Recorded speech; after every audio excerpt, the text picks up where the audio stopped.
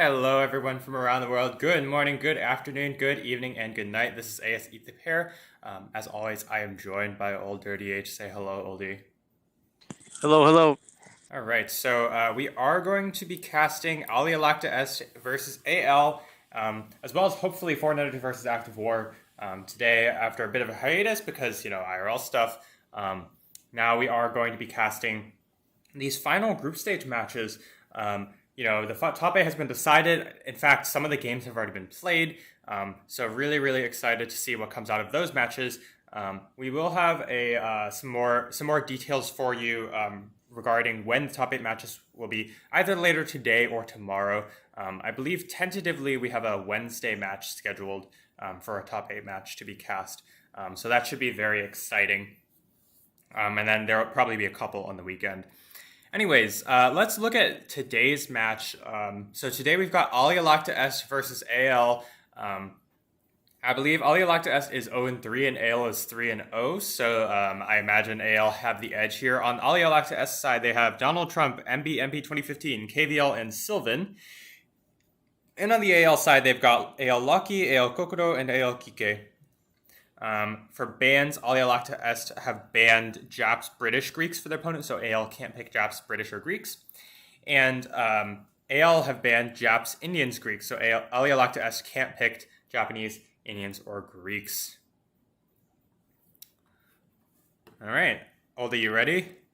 Yep. We're going to jump into the donations first. So if you like the Nordic Classic and you want to support the prize pool and you want to make things just a little bit more exciting for the players and the viewers and everything, go ahead and donate to this prize pool link. It is on the front page of the Nordic Classic page on tournament, as well as in the YouTube description below. Thank you so far to Some Peanuts for Your Mouth, El Cypher, Wizardivore, Kron, PLA, Jatin, Vibrak, this anonymous person is Connor, as well as Bob. Thank you so much to everybody who has donated. We really appreciate your donations.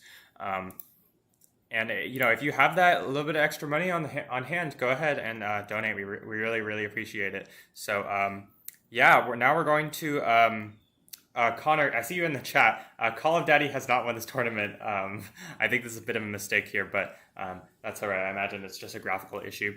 All right. Anyways, Oldie, you ready to jump into the game today? Yep, ready. All right. So this is AL versus Alea lacta S. I believe I already have the replays. Here we are.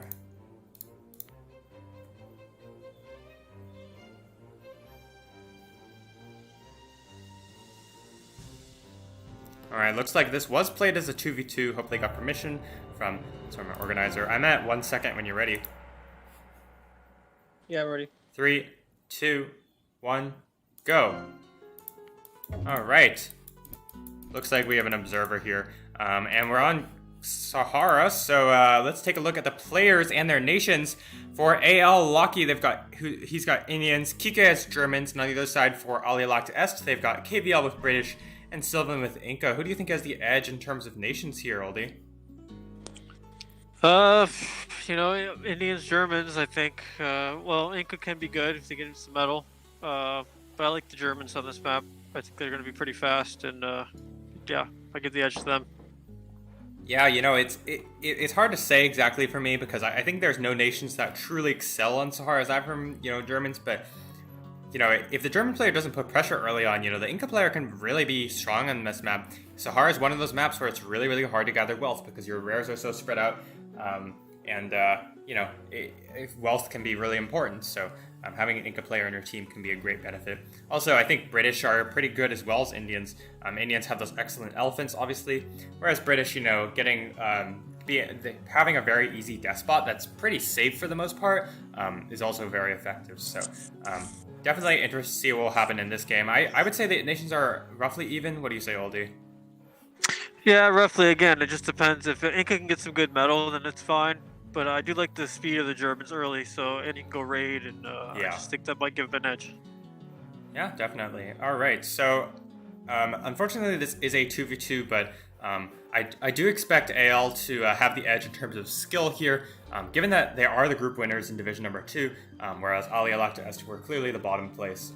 Remember, group number 2 was the one that had the three-way tiebreakers. between Call of Daddy, Lat Team 2, and Strat. So and Alea Lacta Est was 5th place in their group. So, but they do have a chance. I wouldn't count them out of it. These players may have magically improved or got insane rares. So we'll have to see. On the bottom side here, we have the blue German player Al Kike. On the left side, the teammate, the orange Indian player Al Lucky. In the middle, we have the white British player KVL. Oops. And on the left here, we have the yellow Inca player Sylvan. And here we see a bit of a problem for the Alea Lacta Est team just right off the bat. Take a look at how many mountains they have in their territory. There's just one up top and there's one on the right.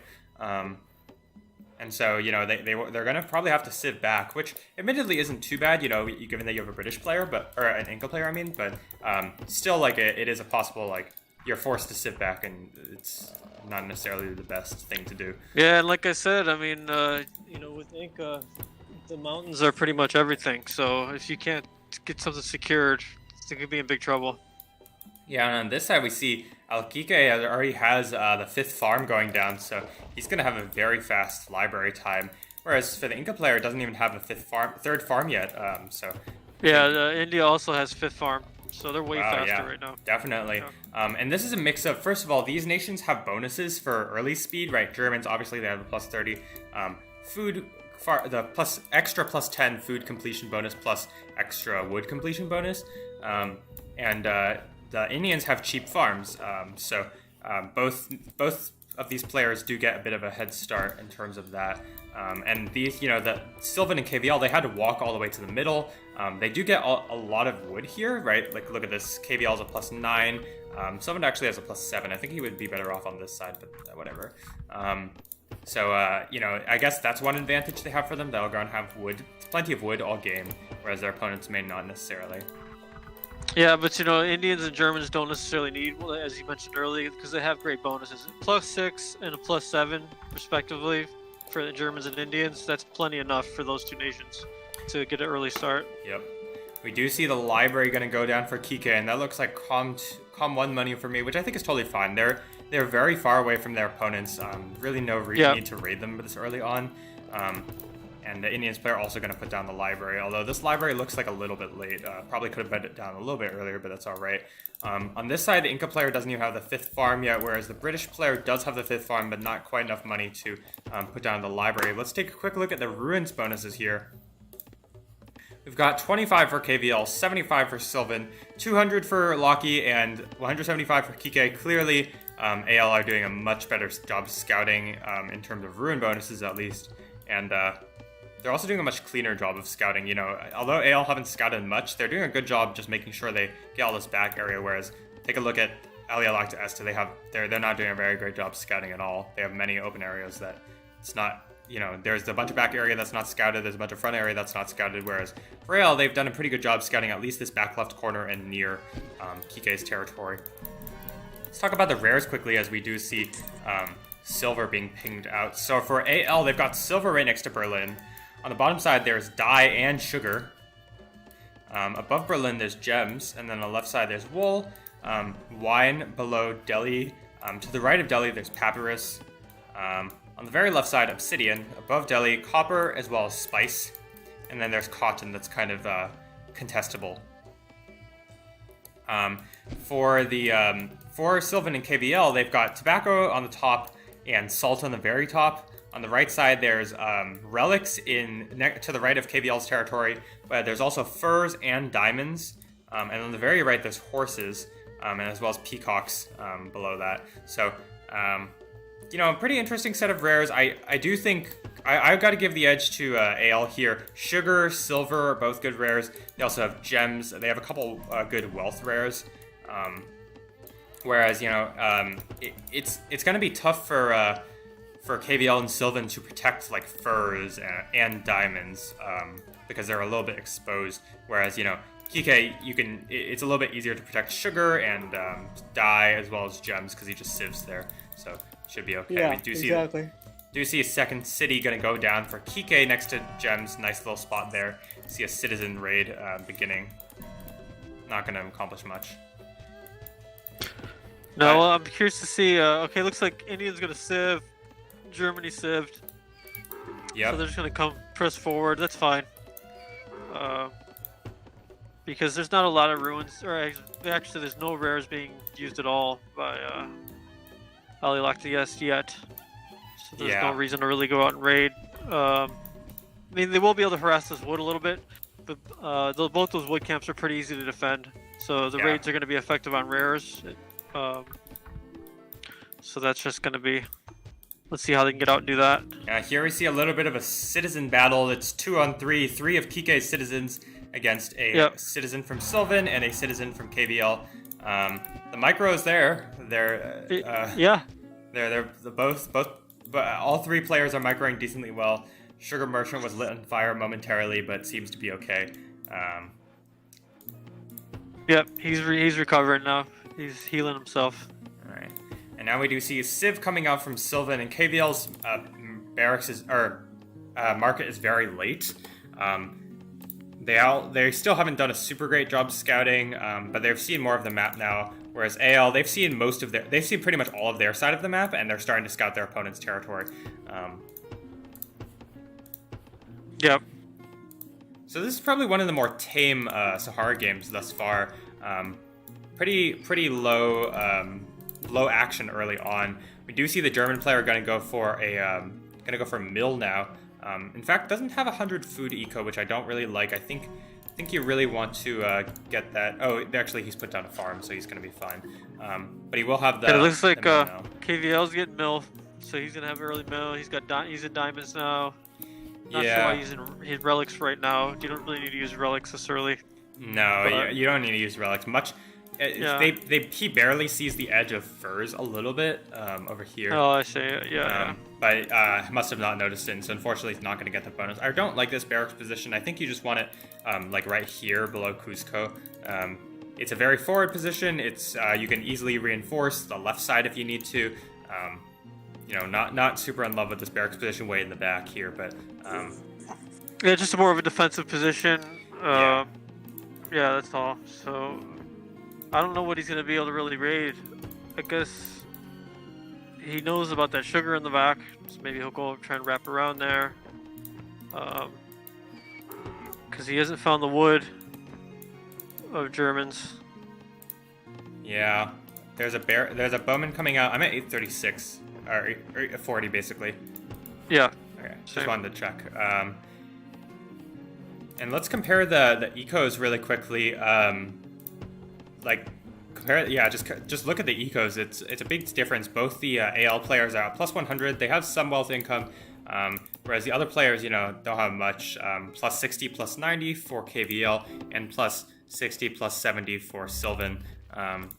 Just a low on the slow side, because they didn't get many ruins early on, and 2,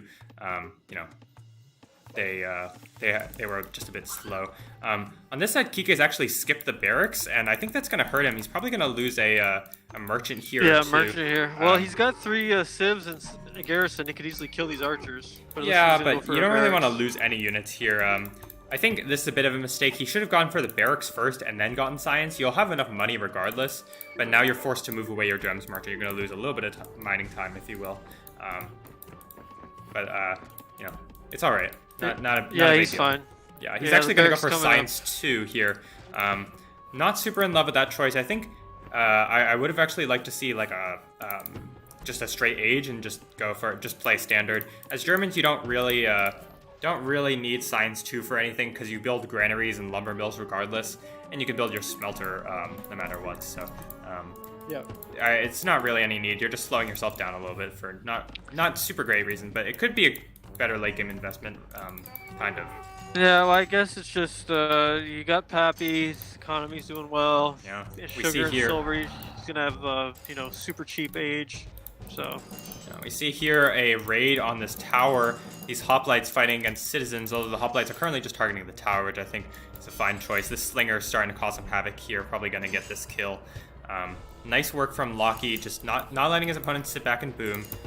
because he recognizes, well, Inca are a little on the slow side, so might as well take advantage of them. This tower looks like it might not go up. What Sylvan needs to do here is garrison 2 citizens in the city and target fire the slingers, which is actually what he is going to do. He's actually going to garrison like everybody, which is not a good choice. But the tower is going to go up. This is a very defensive tower. Would have liked to see it a little bit more forward here, like next to the market. First of all, it still reinforces your city, right? But it also protects your wood camp from raids. So, and there are 4 units here from Lockheed, so a little bit awkward here. This is a solid raid from Lockheed. It's going to be frustrating. Yeah. Just denying the wood camp time, so it's definitely really annoying. On this side, Kike is going to age, and actually Lockie's going to age without using silver. Bit of a mistake there. But I think Kike's going to fight off these archers, if you see with the slingers here. So archers try to come in. Yeah, nice work picking that off. Yeah. And let's take a look at KVL's economy. It's really not there right now. He just got the city down, and he needs to put down some farms, and it does look like Kike's actually going to go for a booming game, going to go for Hanging Gardens, which I think is perfectly fine. You know, they just need to not die because they have Pappy and Silver and Sugar and Dye and stuff. So, no, you know, they can play for a longer game because of those rares. Even though their opponents are slow, I would have liked to see some aggression, but you know, they can win this way also. It's perfectly fine too. Yeah. Yeah, but AL's far has Connor put in the comments in there. He said, "Yeah, double score 9 minutes in is never good." Yeah, that's true, and it's the score just keeps separating. Yeah, if you look at these scores, it's just not ideal. 400-point lead for AL right now. Yeah, well, and Kike's almost has more than both of them combined. So you know that's big trouble when one player's almost out booming 2. Yeah, definitely. But it looks like Sylvan is going to age, and he's going to have one small mountain for sure. But that might be about it for the Inca player. There's one on the top there, and then there's a +6 in the back here, as well as a +5. So they're actually going to have enough metal here. Yeah, true. And I think, you know, given that if you're KVL or Sylvan, you see your opponent has gone Hang Gardens as Germans. You know they're a good amount ahead of you. Just use all your rares in the back. Use your horses and stuff. Although this horses, as I speak of it, just got raided. Gonna get raided. Yeah. Use horses. Use your salt at the top. They actually still haven't seen furs. But you know, try for a despot rush. But they are really slow. Yeah. They're too slow for a rush now. You're already 13 minutes in the game. And KVL hasn't even aged. So that's. Yeah, you know, what is he doing? What is he spending his resources on? Any rush is going to be futile at this point. I mean, you got to try, right? You got to make something happen. Yeah, you're not going to I agree with you. them. I mean, you literally have no other choice. There's no way you're going to catch up booming. Yeah, you know, you're completely getting it out boomed, so you're going to have to rush. I guess the best. I mean, I don't know, man, because they're kind of far too. You could try and stack up on Kike, I guess, because he has basically no army. Yeah, I would target Kike because he's gone Hang Gardens. Yeah, he's essentially has no units. But Lockheed can easily rotate. He's got 5 units just waiting to come help. Yeah. He'll have elephants, I imagine, soon. Yep, one queued up already. Probably we'll see a senator as well. Just, I mean. Yeah, it would have to be some type of all-in situation, I think. Yeah, I think so. I would like to see double despot. Yeah, go double despot, maybe pull some militia from each, and just go take Bradenburg and hold that. Yeah. You know, that would be a big blow to the German economy, right? There's a lot of production here, farms. Yeah, you see a smelter, you know, a market. 13-minute smelter. That's crazy fast, you know. Yeah. So it's like, you know, you look at his economy, raking in the metal income here. Yeah, and he's mill 2 now. He's gonna age not long because he has silver, and he's gonna have gardens here, so his knowledge is gonna double, skyrocket. And he doesn't need civic 2 now because he can just age because he went science 2 no, early. Yeah, he doesn't need anything. He's gonna be able to age, and even though he's got no army, once he ages, he'll be able to pump out units and just control. Yeah, and he is starting to queue up units here. Yeah. Stable here, and I think that's a good choice. You know, you definitely are ahead. I think he recognizes that, but he needs to not make sure he plays safe. I would like to see a tower at the front city or a tower at the capital. Also a lookout. Just play safe. Get, you know, dot your I's, check your T's. Yeah. All the things that you need to make sure to. you won't die to a straight up rush. But Yeah, but he's I not don't going think to. that's because happening. there's no. I mean, Sylvan has, an archer and a hoplite, and there's some slingers and an archer from KVL. But what is that going to do? Yeah, he does have a lot of wealth income, but that tower positioning going to hurt him again. He's going to lose a citizen. He might lose this merchant here. Nice little raid from Locky, recognizing, okay, their opponents are just playing passive right now, so I can just go in for a raid. Actually, a nice double raid here. Horse Archer plus War Elephant. I think this Horse Archer is a bit unnecessary. He might lose it here to the City Fire, not sure. The elephant's going to do He's some gonna work. keep it alive. Yeah, the elephant's slaughtering the citizens here. Finally, Sylvan pulls them away, but probably lost like 4 citizens there. If we take a look at the unit kills here quickly, yeah, I mean, Locky's killed 7 and lost 0, and Sylvan's lost 9 units. Yeah. Yeah. This is a beating. It's not looking good here. Yeah. No, not at all. I mean, this economy at this point for Sylvan is terrible. KVL's gone Civic 2 instead of Mill 2 and Senator. Looks like they're in a lot of trouble here. Actually, do see here Kika making a bit of a blunder, going to go for Civic 2. It could be not a blunder, but I think it's going to delay his age time a little bit. He does have silver, so and sugar, so he can just sit and back and wait. He didn't need to get that Civic 2 quite out so early. But my guess is he wants the more wealth income from it, from that Civic 2, to get another city down, another caravan, is my guess. Yeah. He is still going to have a very good age time, though. Hangguard is helping him out immensely. Yeah, this is a great age. He's starting to he's got 2 barracks down now, Siege Factory coming. Yep. And he's just going to be able to roll now. Yeah, I expect to see, I would like to see another stable and then just pumping out crossbows, basically. Because it's really hard to deal with crossbows with classical age units. And that's why aging, that's part of the reason why aging to medieval age is so important. Medieval age units are just so much better than the classical age units. Like, it's really not comparable. Yep. And then the next jump, gunpowder, medieval and gunpowder, it's another jump. Yeah, definitely. It's like once you start getting those ages, they are significant. And here we see a skirmish. Yep. Locky's doing a good job microing. He sees his opponent's composition is mostly bowmen, so he's actually pulled back all of his heavy infantry there. Nice choice there. Not going to lose those heavy infantry for free. Yeah, it was some good micro from Locky. He definitely knows what he's doing. Preserving units. No attrition from Sylvan. This is going to be a problem. Yeah, it looks like he's just a little short on metal. Only this metal mine got pretty much denied after the 3rd city from Locky here with a temple using Indian's power. Nice choice there. Yep, and gems they have also. So yeah. So they're definitely just eating up all that border push.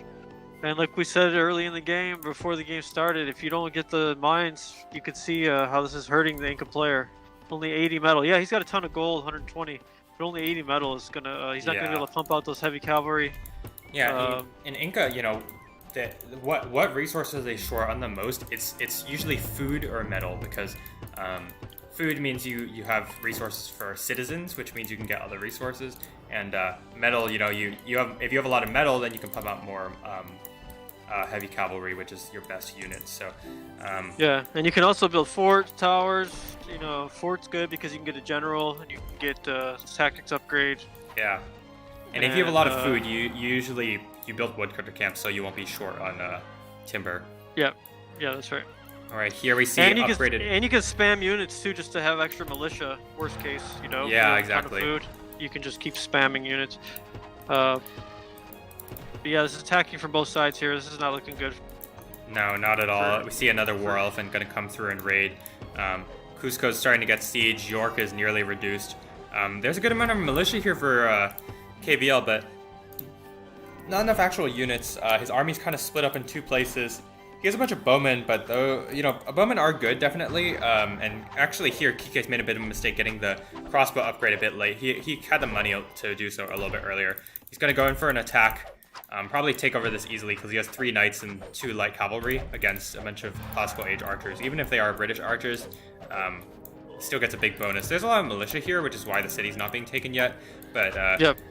As soon as these archers upgrade, he'll be able to snipe these militia, and then the battle will be over. It looks like KVL is going to hold him temporarily. Yeah, the senator going to start a bribe. So you did bribe a crossbow. Oh Yeah, no, it he's was a gonna javelin. Never mind. Yep, gonna go for that. I'm at 1910. I think you're just a tad ahead of me, but it's fine. Bribe does finish. Not super great target firing from Kike. Target fired a little bit too late. Notice what was happening a little bit too late. And the senator is gonna survive on 10 health. But I mean, it doesn't really matter. He has a much better economy than his opponent. He's gonna be able to reinforce a lot easier. He has 2 stables now, 2 barracks. Had some units on infinite queue. Actually would like to see him back off for a little bit because it's hard to you really just want to build up more army and then just steamroll your opponent because you have a better eco, so there's no reason Yeah, it doesn't matter though. Locky's gonna age here soon, and then it's gonna be over for Sylvan anyways. So. Yeah, let's take a look. Locky almost finishing aging. That's a pretty good economy, and Sylvan is very far from aging because he has no food. Elephant raid still being annoying in the back. This is going to be a yikes. This is going to be an upgraded elephant. Indians do get those instant upgrades. So yep, and that's nice for them. Yeah, and AL just have led this, although currently he's not doing a great job target firing. He should just target the citizens. But it turns into a Mahout immediately. On this side, we do see Kike's gotten a pretty good army. KVL is now aging, although his economy is not great. And this looks very dire. Not really sure how to what they're supposed to do here. Yeah, I mean, Locky does have 7 pikemen, so those can get easily defended with all these archers. But if he gets a couple more elephants, it's going to be easier, or even some light horses. Yeah, he's going to be able to finish this off. Yeah. And these elephant raids on the back are just constantly harassing, too. So. Yeah, they're gonna start picking away at the units. Actually, there is a nice bribe here from Sylvan, bribe to Mahout, which is really valuable. Yep. And the city does go up. A bit sloppy from Locky there. You can pretty easily just walk away from a bribe most of the time, especially considering how close he was, but because he wasn't paying attention here. Yeah, it looks like Kike's just booming along, has a pretty good economy, plus 200 at this point. Gonna go for Science 3. Yeah. This looks very dire. I'm not really sure how Alea lacta has to get out of this one. Inca player is going to age soon, so that's one of their saving graces. If he clicks on age. Yeah, okay, he's aging now, I think. Yep, now aging. Yeah, and you're right about this army composition. You know, mostly pikemen for Locky's not great. He's going to go in for a forced march, try to fight him out. There are 2 towers here for the, what do you call it, for the Inca player. And these archers are doing good work. Yeah, they are. The pikemen are getting picked apart. But he is forcing him back. Yeah. And I do like this retreat. You're just kiting backwards. You have 2 towers here, so they're more in range of your opponent's stuff. Yep. Would like to see a militia pull so you don't accidentally give away a cap sack, because, you know, that. Yeah, I think Sylvan's gonna win this battle with all these towers here eventually. But he does age now. The city is large again. But this raid in the back has just been brutal. If you look at the top. Oh yeah, yikes! Locky's just horse archer elephant destroy a couple of units here. And the German army here is quite large. Going to finish up literacy. Would expect to see a mill 3 soon, and there is already a fort. So,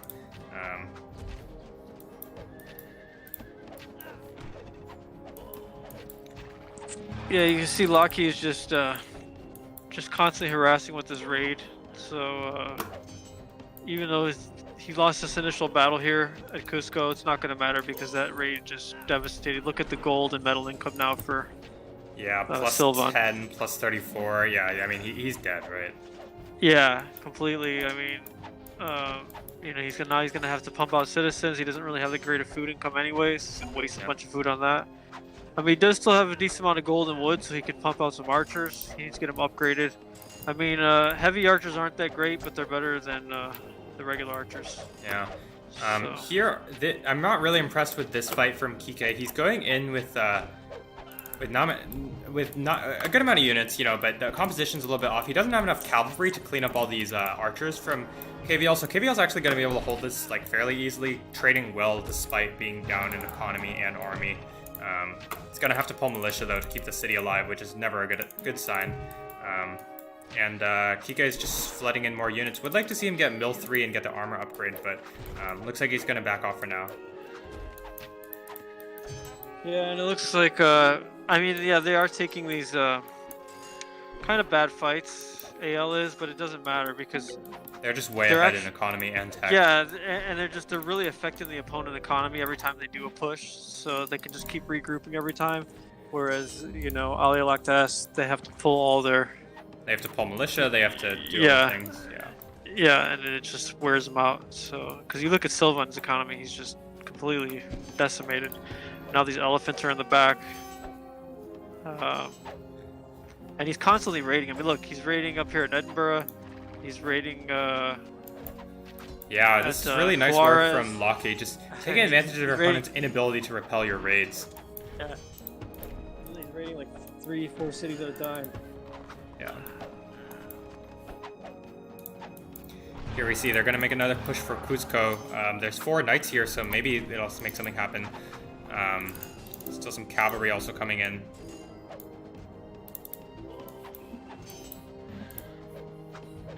Yeah, I don't think so. There's no temples from Sylvan either, so So he's losing a lot of metal income from that. From that border push. Yep.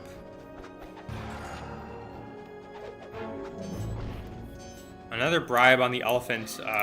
Nice pickup there for KVL. KVL is going to have to rotate to the top, and now we see Kike's beat him to it. Has came in with the army, and now we see Lockheed taking the city, getting that cap sack, and that looks like GG to me.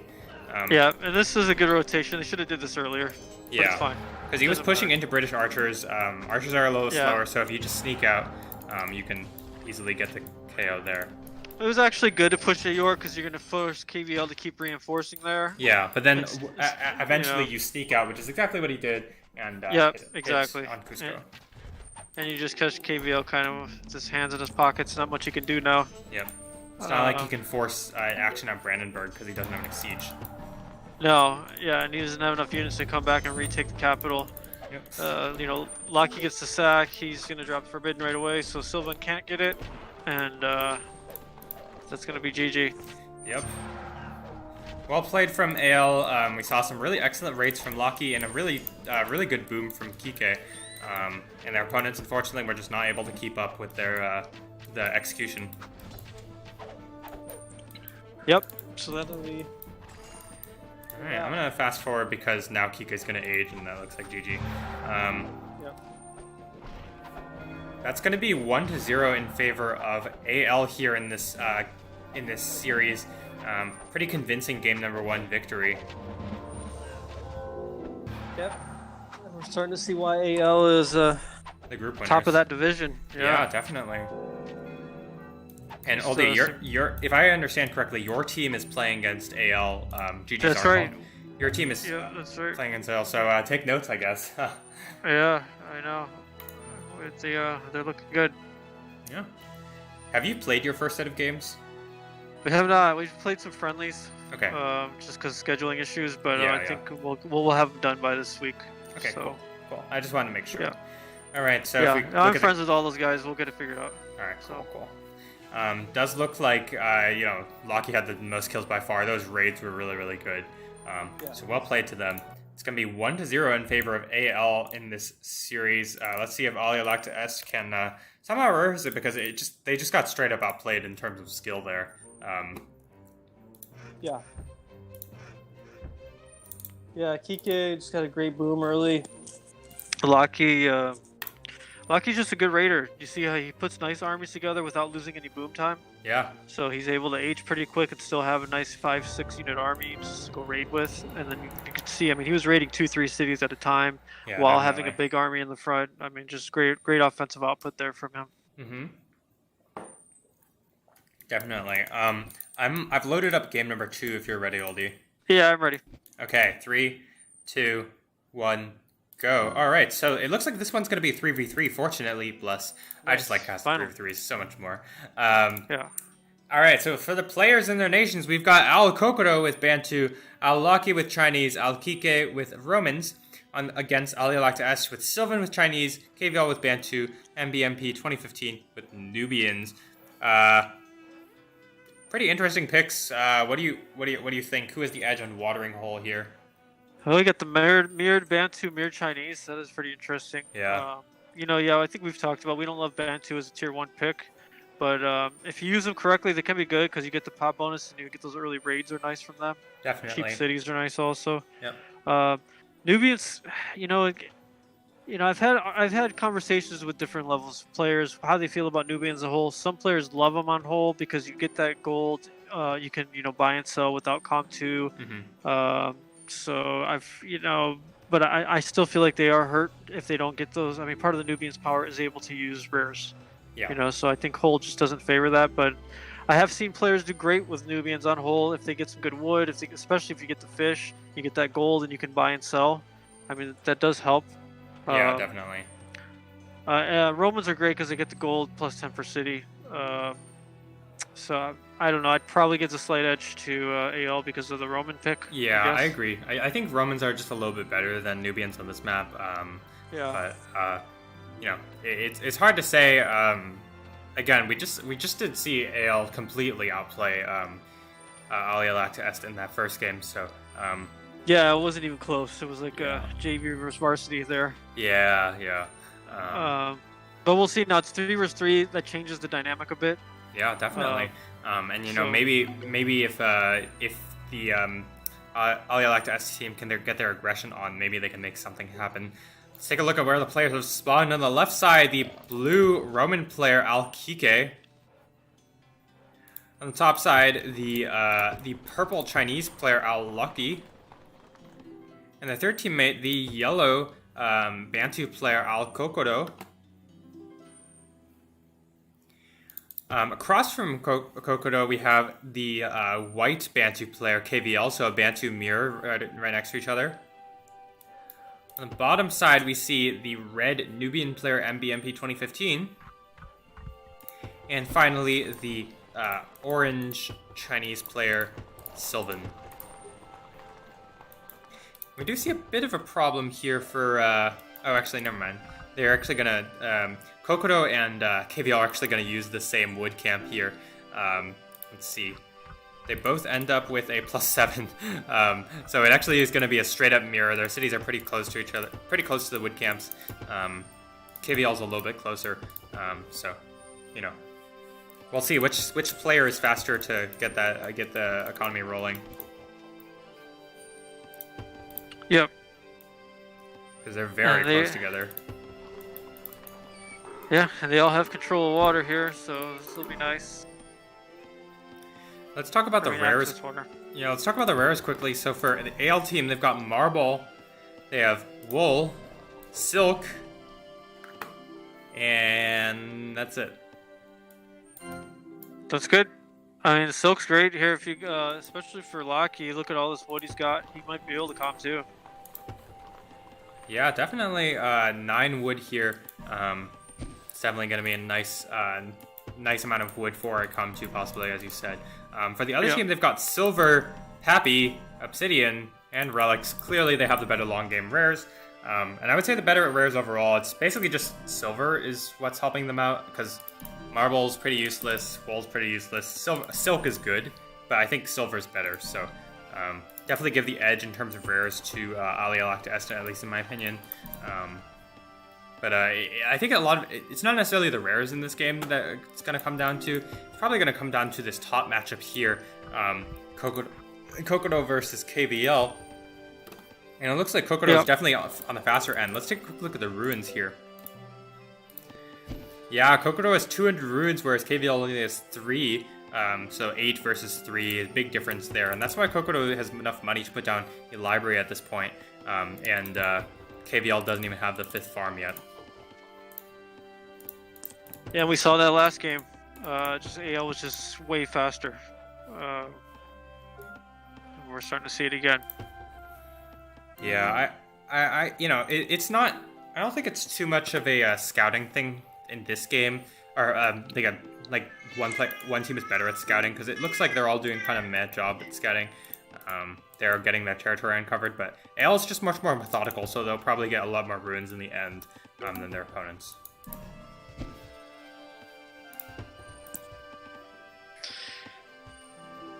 Yeah, I think AL, they're just more experienced, man.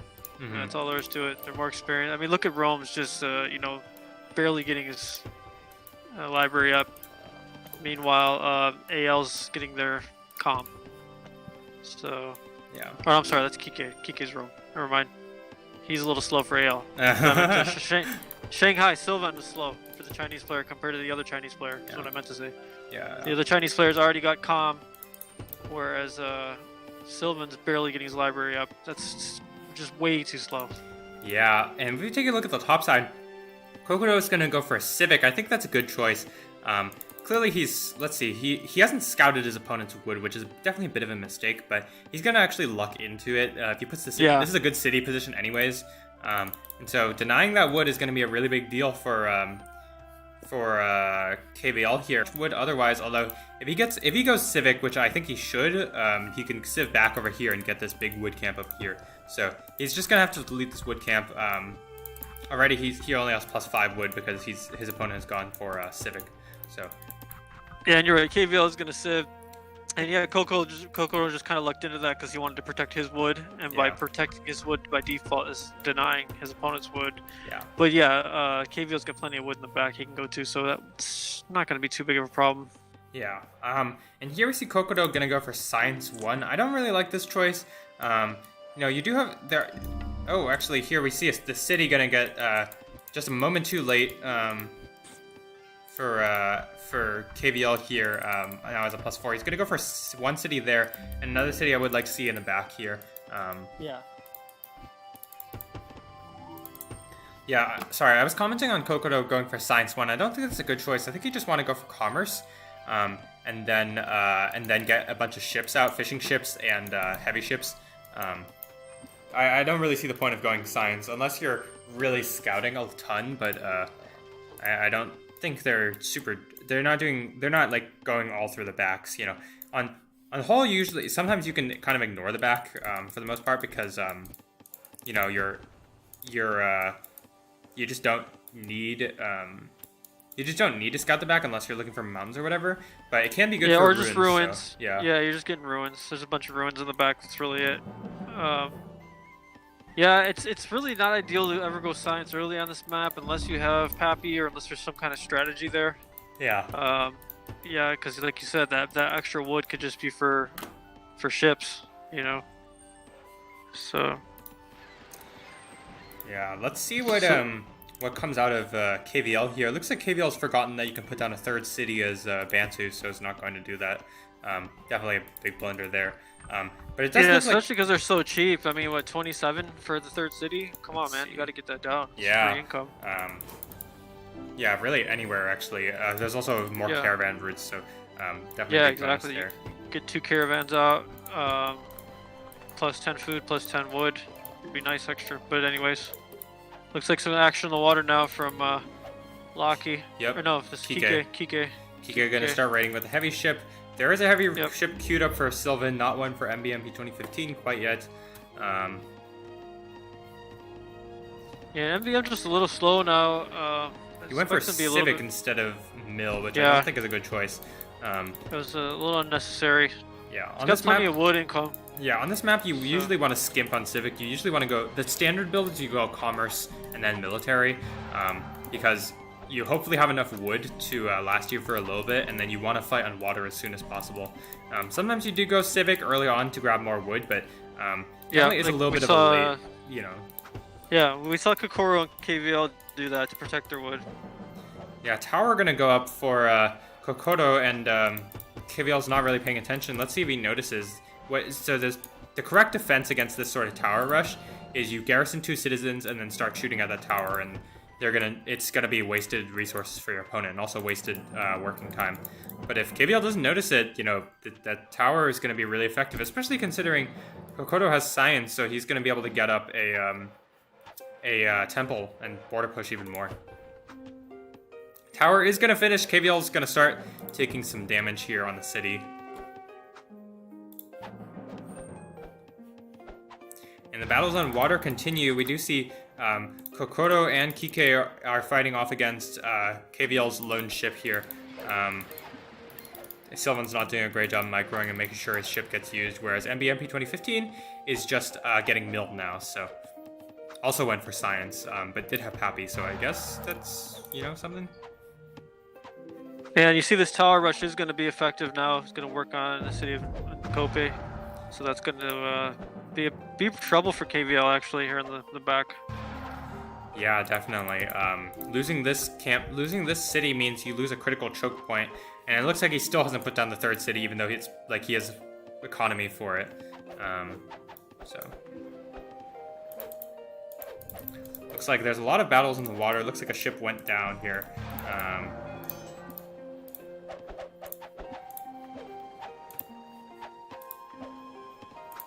Not sure who's winning here.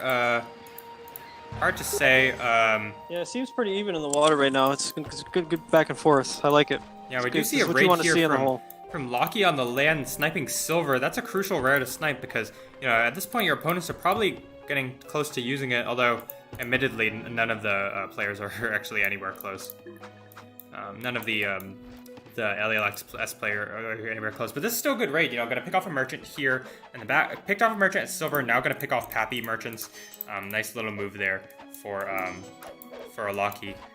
Sometimes you can get so preoccupied with the water that you lose land battles. And yeah, exactly. That happens quite a bit. We see, and we've just seen Locky as last game. I mean, he's just all around good at raiding. So he's going to be able to multitask, you know. Yeah, he's going to deny this barracks, has an archer here to pick away at these units. I mean, there's now a hoplite coming out for Sylvan, but how is that going to be helpful, you know? It's almost like he's got three hands, you know. He's got a raiding party coming up around here to make sure all the merchants are gone. Then he's got his raiding party down at the wood, and then he's got two ships in the water. So, you know, it's just, he's all over the place. So it's a good job. Good work from Locky. Yeah, and it's tough to micro all of these things. It is, but he's shown to be pretty efficient at it. Looks like he did lose a heavy ship, though, unfortunately. Yep. But I'd like to see the comm 2 right here. He's got plenty of resources for it. Yeah, and he has the perfect for yeah, look at all that gold. Yeah, would like to see the comm 2, and I would like to see a despot, honestly. Would like to see some aggression because yeah, they're in a great spot. Look at those cities, Alonzu and Diarcaeum. They could really just put pressure on Sylvan and kill him. Just double him. Looks like they're going to deny the city, potentially. Yeah, there's a hoplite here. It's getting picked away. I don't know if it's going to get denied. If Locky target fires the citizen here, maybe can make something happen. This hoplite's going to get killed, so... yeah, it looks like it's going to go up. Yeah. And admittedly, it is a Chinese city, so they are tougher to take down, but a 2v1 will be tough for KVO. I mean, who is that? Sylvan, regardless. Yeah. Especially now, Romans have aged. Locky's gonna age here. Did he go comm 2? No, he did. Damn, I wish he would have. Because look at all that gold. 600 gold. Yeah, I mean, sure, you can use it, right, for a boom. You just pump out a zillion scholars. Yeah, but you could use it for military. Would have been much better. But we'll see. Yeah, and we look at Kokodo, who has gone for that comm 2 build, and also science 2. Actually, I don't know why he went science 2, but I mean, he's just dumping all over the other Bantu player who has aged. Yeah, I think he got greedy. He's getting a little greedy because he sees Nkope is just completely decimated. So he's like, you know what? Let me just boom a little bit, so I can just. That way, he doesn't have to focus on his on his library too much. After that, he can just focus on military. That is true. So he could, that's probably the angle. This is going to be nice. He could actually despot. That'd be nice to see him despot. Yeah, I think if he despoted, he doesn't need to go for that science 2 research. But otherwise, yeah, I think you're right. A despot would be quite devastating here, especially considering 3 caravan routes, yeah. I mean, KVL has aged, but his economy is just not there. He's got no army. So yeah. And Kope's a free city. He could literally just walk in and take it right now. He's just not scouting that properly. Yeah, he has 2 archers. Now he is. 3 units. I think now he's gonna take it here. All right, I'm at 1240. Okay. Yeah, I got a little ahead, but I'll pause it. No worries. It looks like he's gonna at some point come in here. Yeah, reduced. He has 2 hoplites, 2 archers, can just walk in. The barracks is only now going to go up for KVL. KVL is actually the highest score, and now it looks like the city is taken for Kokodo. Now I've reached exactly 13 minutes, Oldie. Okay, perfect. Yeah, it's that's gonna devastate KVL's score because he's gonna lose that huge wood camp. And here we see Locky still raiding with these units. Yeah, he's just unbelievable. I have no. Let's take a look at the unit kills here. Yeah. He's killed 5 and 3. Actually, he's lost more units than I thought, and Kike's killed more. But you know, it's still very good raids. We do see just here, his presence there has been annoying. So. Yeah, forcing your opponents to build units, denying them their crucial rares. Yeah. Like, there's only one person using silver right now, and nobody's using Pappy. So that's what you do when your opponents have better rares. You got to raid their rares. So nice work from them. Yeah. And a little poor micro here from Kokoro. He might lose some hoplites. Well, maybe not. Maybe he'll back him off. Yeah, we do see some skirmishing here. Yeah, but he's definitely getting the better of this. Yeah, hoplite goes down. There is a light infantry, but that's not gonna. I mean, sure, light infantry are good against archers technically, and we do see here KVL is actually gonna save his really weak archer there. Yeah, he needs to just save right now. He did build no, he didn't. He needs to get his 3rd city back. Is he building one somewhere? Yeah, he's building one in the back here. So he'll get some more wood in the back, so that's fine. And another mountain. Yeah, it's just he's not doing a super great job with spending his resources. He just needs to pump out citizens to get a more economy. He's gonna go for Sender, which I think is a good choice, but he just needs to get more resources. He also needs to get he needs to get at least one university, burn some of that gold up. Yeah, also a stable. I mean, he's just short on wood at this point. And that's because he hasn't been doing a great job with pumping out citizens. Yeah, that's right. But now he should be able to use this wood camp in the back here. Looks like it should be an 8 maybe by Mankaweni. So we'll see if he does that. I think it's Manakweni. Whatever. I don't know. I'm just reading how it's spelled. On this side, yeah, I think you're right. In the middle here, we see Kike has completely dominated the water. Starting to kill all their opponents' fishermen with some upgraded classical age fish. MBMP 2015 still trying to fight it out with some heavy ships.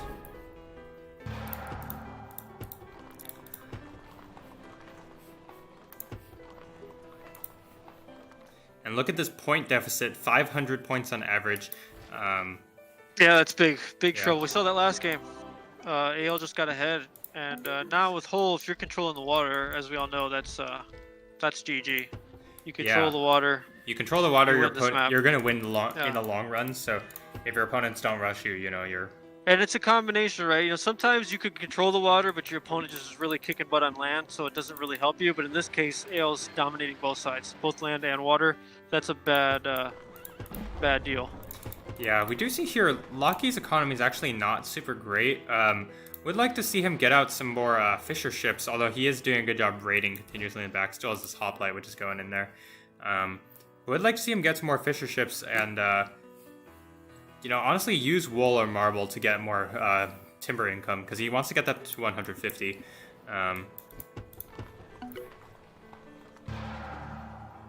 On this side, also, Kike's not doing great in the economy. I'm not really sure what he's been spending his resources on. Maybe just getting up aggression. Oh, there's a lot of scholars, which is, I imagine, what he might be doing. But he needs to get more fisher ships out. Fishing ships and probably for Kike he needs to just get more units, and he's going to pump out some more citizens, which is a good choice. Yep.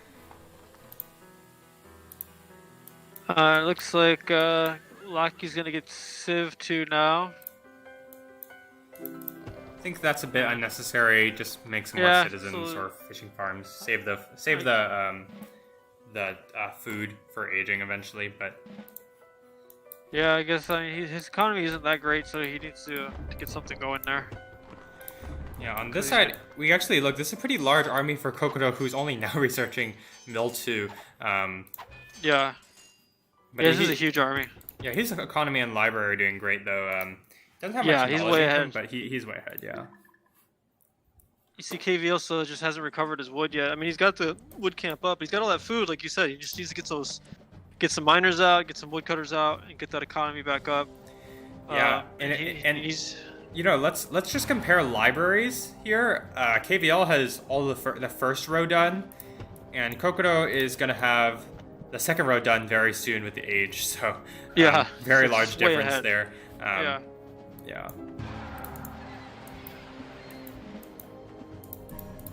Yeah, 3 caravans for Kokodo now because he's got the 3rd city.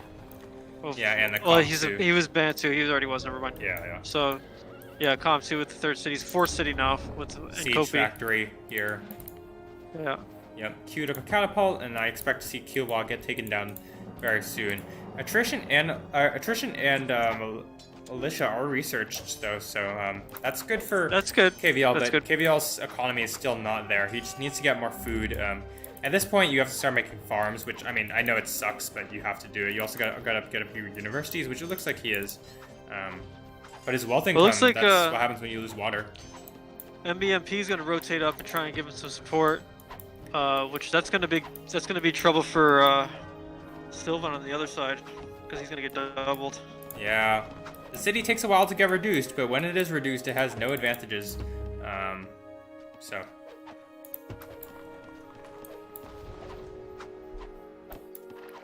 Sylvan does have a pretty sizable army and actually picks off a senator from Kike, which is just hanging out there, a bit of a mistake from him.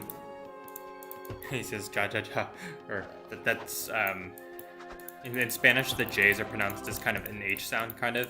So that's the way of writing the word like ha ha ha. But anyways.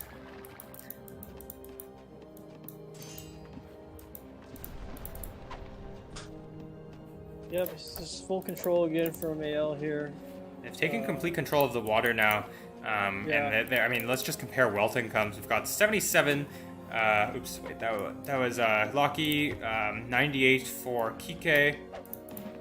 104 for Kokodo, and compared to 56 for KVL, 45 for MBMP 2015, and 55 for Sylvan. Just, that's the power of fish. That's a ton of wealth difference.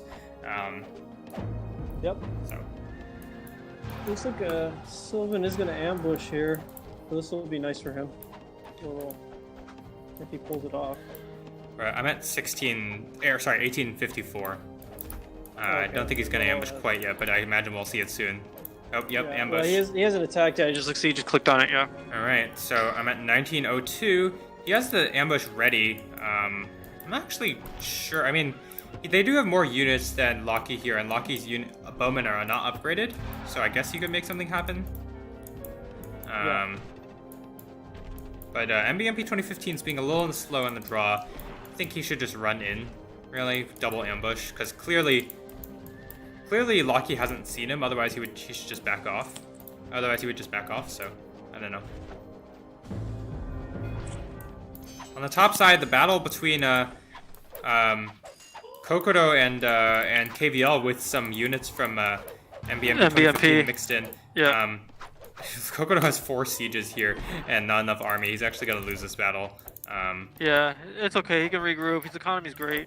Yeah, but he's going to lose a lot of sieges, and that's not ideal. Yeah. But Kike's age, Locky's about to age, Koro's about to age, and that's going to be it. Yep. Let's take a look. The Chinese player still based from aging. Nubian player also very far from aging.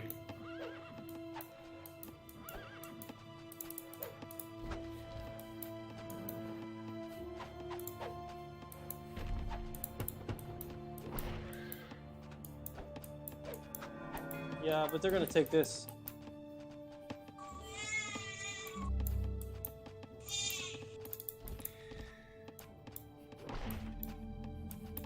We do say Hanging Gardens going up for Locky, and he's gonna.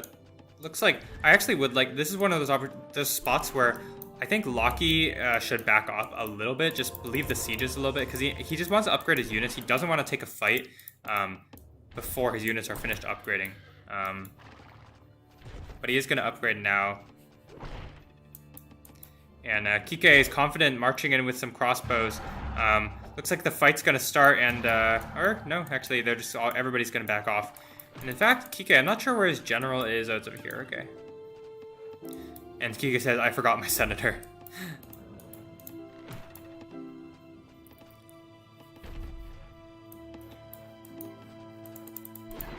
Now we're going to see age from all three, and this is going to be GG here very soon. Yeah, I mean, they're going to be able to take these cities. None of their opponents are particularly close to aging, aside from the Chinese player, who's actually very close, can almost click up using silver. But their economies are just very different, and Kike's going to go for Colossus, which I think is a good choice. He's pop-capped right now, which is why he's not producing more units. But he'll get the mill soon, probably in like a minute, and then he'll be able to get free armor as well as much more population, and that will probably be the end of things. Yeah, I mean, I think this was over probably 10 minutes ago, but there's still always a chance, right? I mean, KVL did age at least. But if you just look at the economies, look at Kokoro's economy. I mean, he's just in full control. So he's going to be fine. Yep, Kokoro just getting up his units, getting up a nice little army here. His economy's way spiraled out of control, and he'll probably get a level 3 research, either mill or science, either of which would be really excellent in this spot. We do see here, Loki's going to go for a push. The crossbows are not quite upgraded yet. I think he could have waited like another 5-6 seconds, but he's going to go in and he's going to fight it out. Crossbow upgrade is going to finish here. And for this side, we've got MBME 2015 has a lookout and a keep, but no other units. Actually, 2 lookouts and a fort that's going to go up in the back. But that's the power of medieval age. He's just completely wiping the floor here. Yep, even that fort's going to come up. The fort's a little far back, so it's not going to help stop the sack, probably. Those lookouts I mean, might, it's going to delay it, right?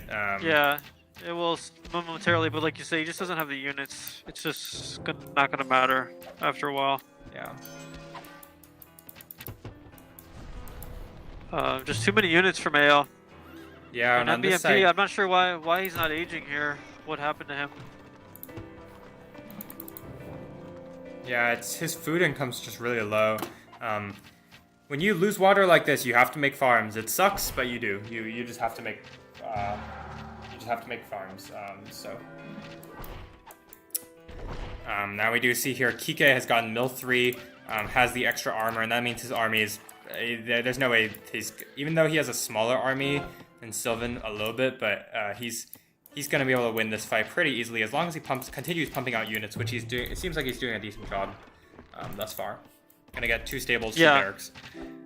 But if Sylvan can catch him off guard, Sylvan does have a pretty sizable army, although the units aren't upgraded quite yet. Only has the knight upgrade thus far. Yeah, I just don't know if Sylvan has the micro to pull that off. Well, I mean, it's, when in doubt, a move, right? But, yeah, you're right. I mean, Sylvan's units are still unupgraded. If he had upgraded units, maybe this would be different. But looks like Kike is just going to walk in.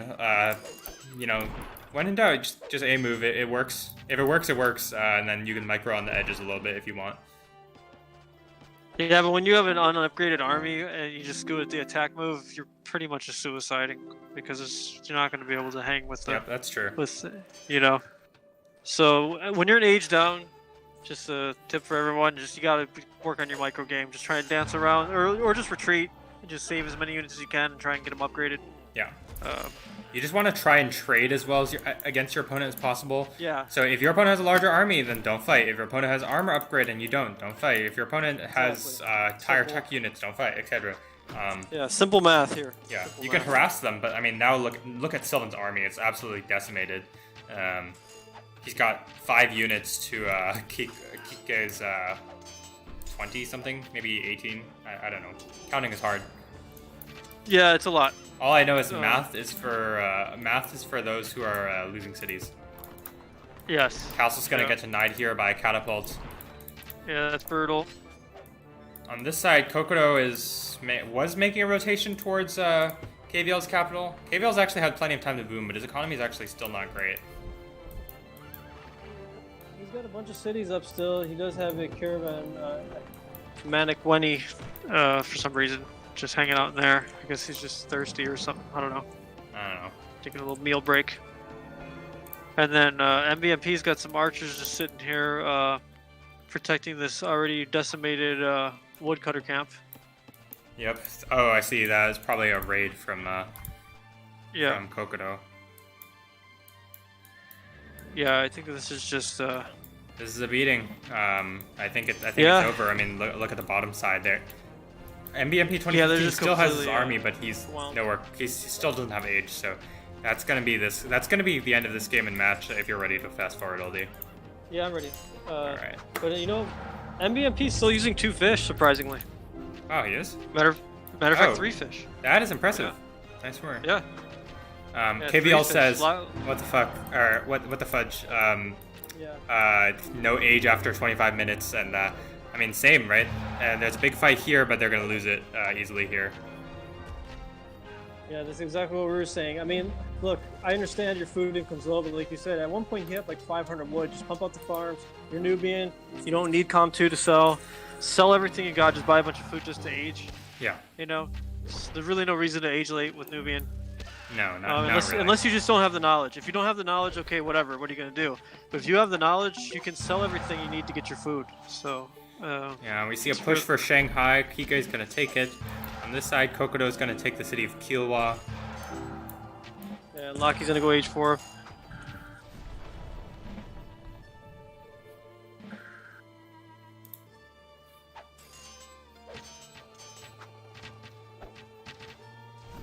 Yep, the age 4 coming along is actually the lowest score, but now, I mean, AL's more than double their opponent's score. Yeah, it's almost triple actually. Yeah. It's just really rolling along. Yeah, so well played from AL. Definitely just taking advantage of their opponent's inexperience. But you can see why they dominated that group. Yeah. They're just a good team. Yeah, definitely. Yeah, and that's unfortunate for Alea lacta. That's what happens. But I hope that team learned quite a bit from this tournament. This was the team with Donald Trump on it, and a bunch of those really crazy games. So, hope they all learned a bit from it, and learn how to improve. Yeah, they're just a little bit too low for these guys. Yeah. But good job, AL. Kike had the kills, it looks like. Not surprised there. and the Lucky GGs not are too called. far behind. Yeah. Lucky not too far behind with those raids. Raiding the water too. So all around, just a great performance from AL. Yeah. Looks like we're going through a little bit of garbage time, but now it does end. GG. Yeah, I mean, clearly AL just dominated that game from start to finish, which was pretty much no surprise. So, GG, well played by AL. That means they're going to get the match win. So they're 4-0 in their group. Doesn't really matter because they're already into the top 8. But congratulations to them.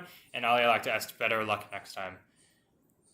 Yep. All right. Do you still have time for another stream? We can do the other group stage match if you want. Yeah, I'm ready. Let's do it. I'm actually excited for this one. It's the Art of War versus the 4Netters. Yeah, sure. Is that right? So yeah, that's right. Or Active so, War. Active War. We're gonna take a 5-6 minute break.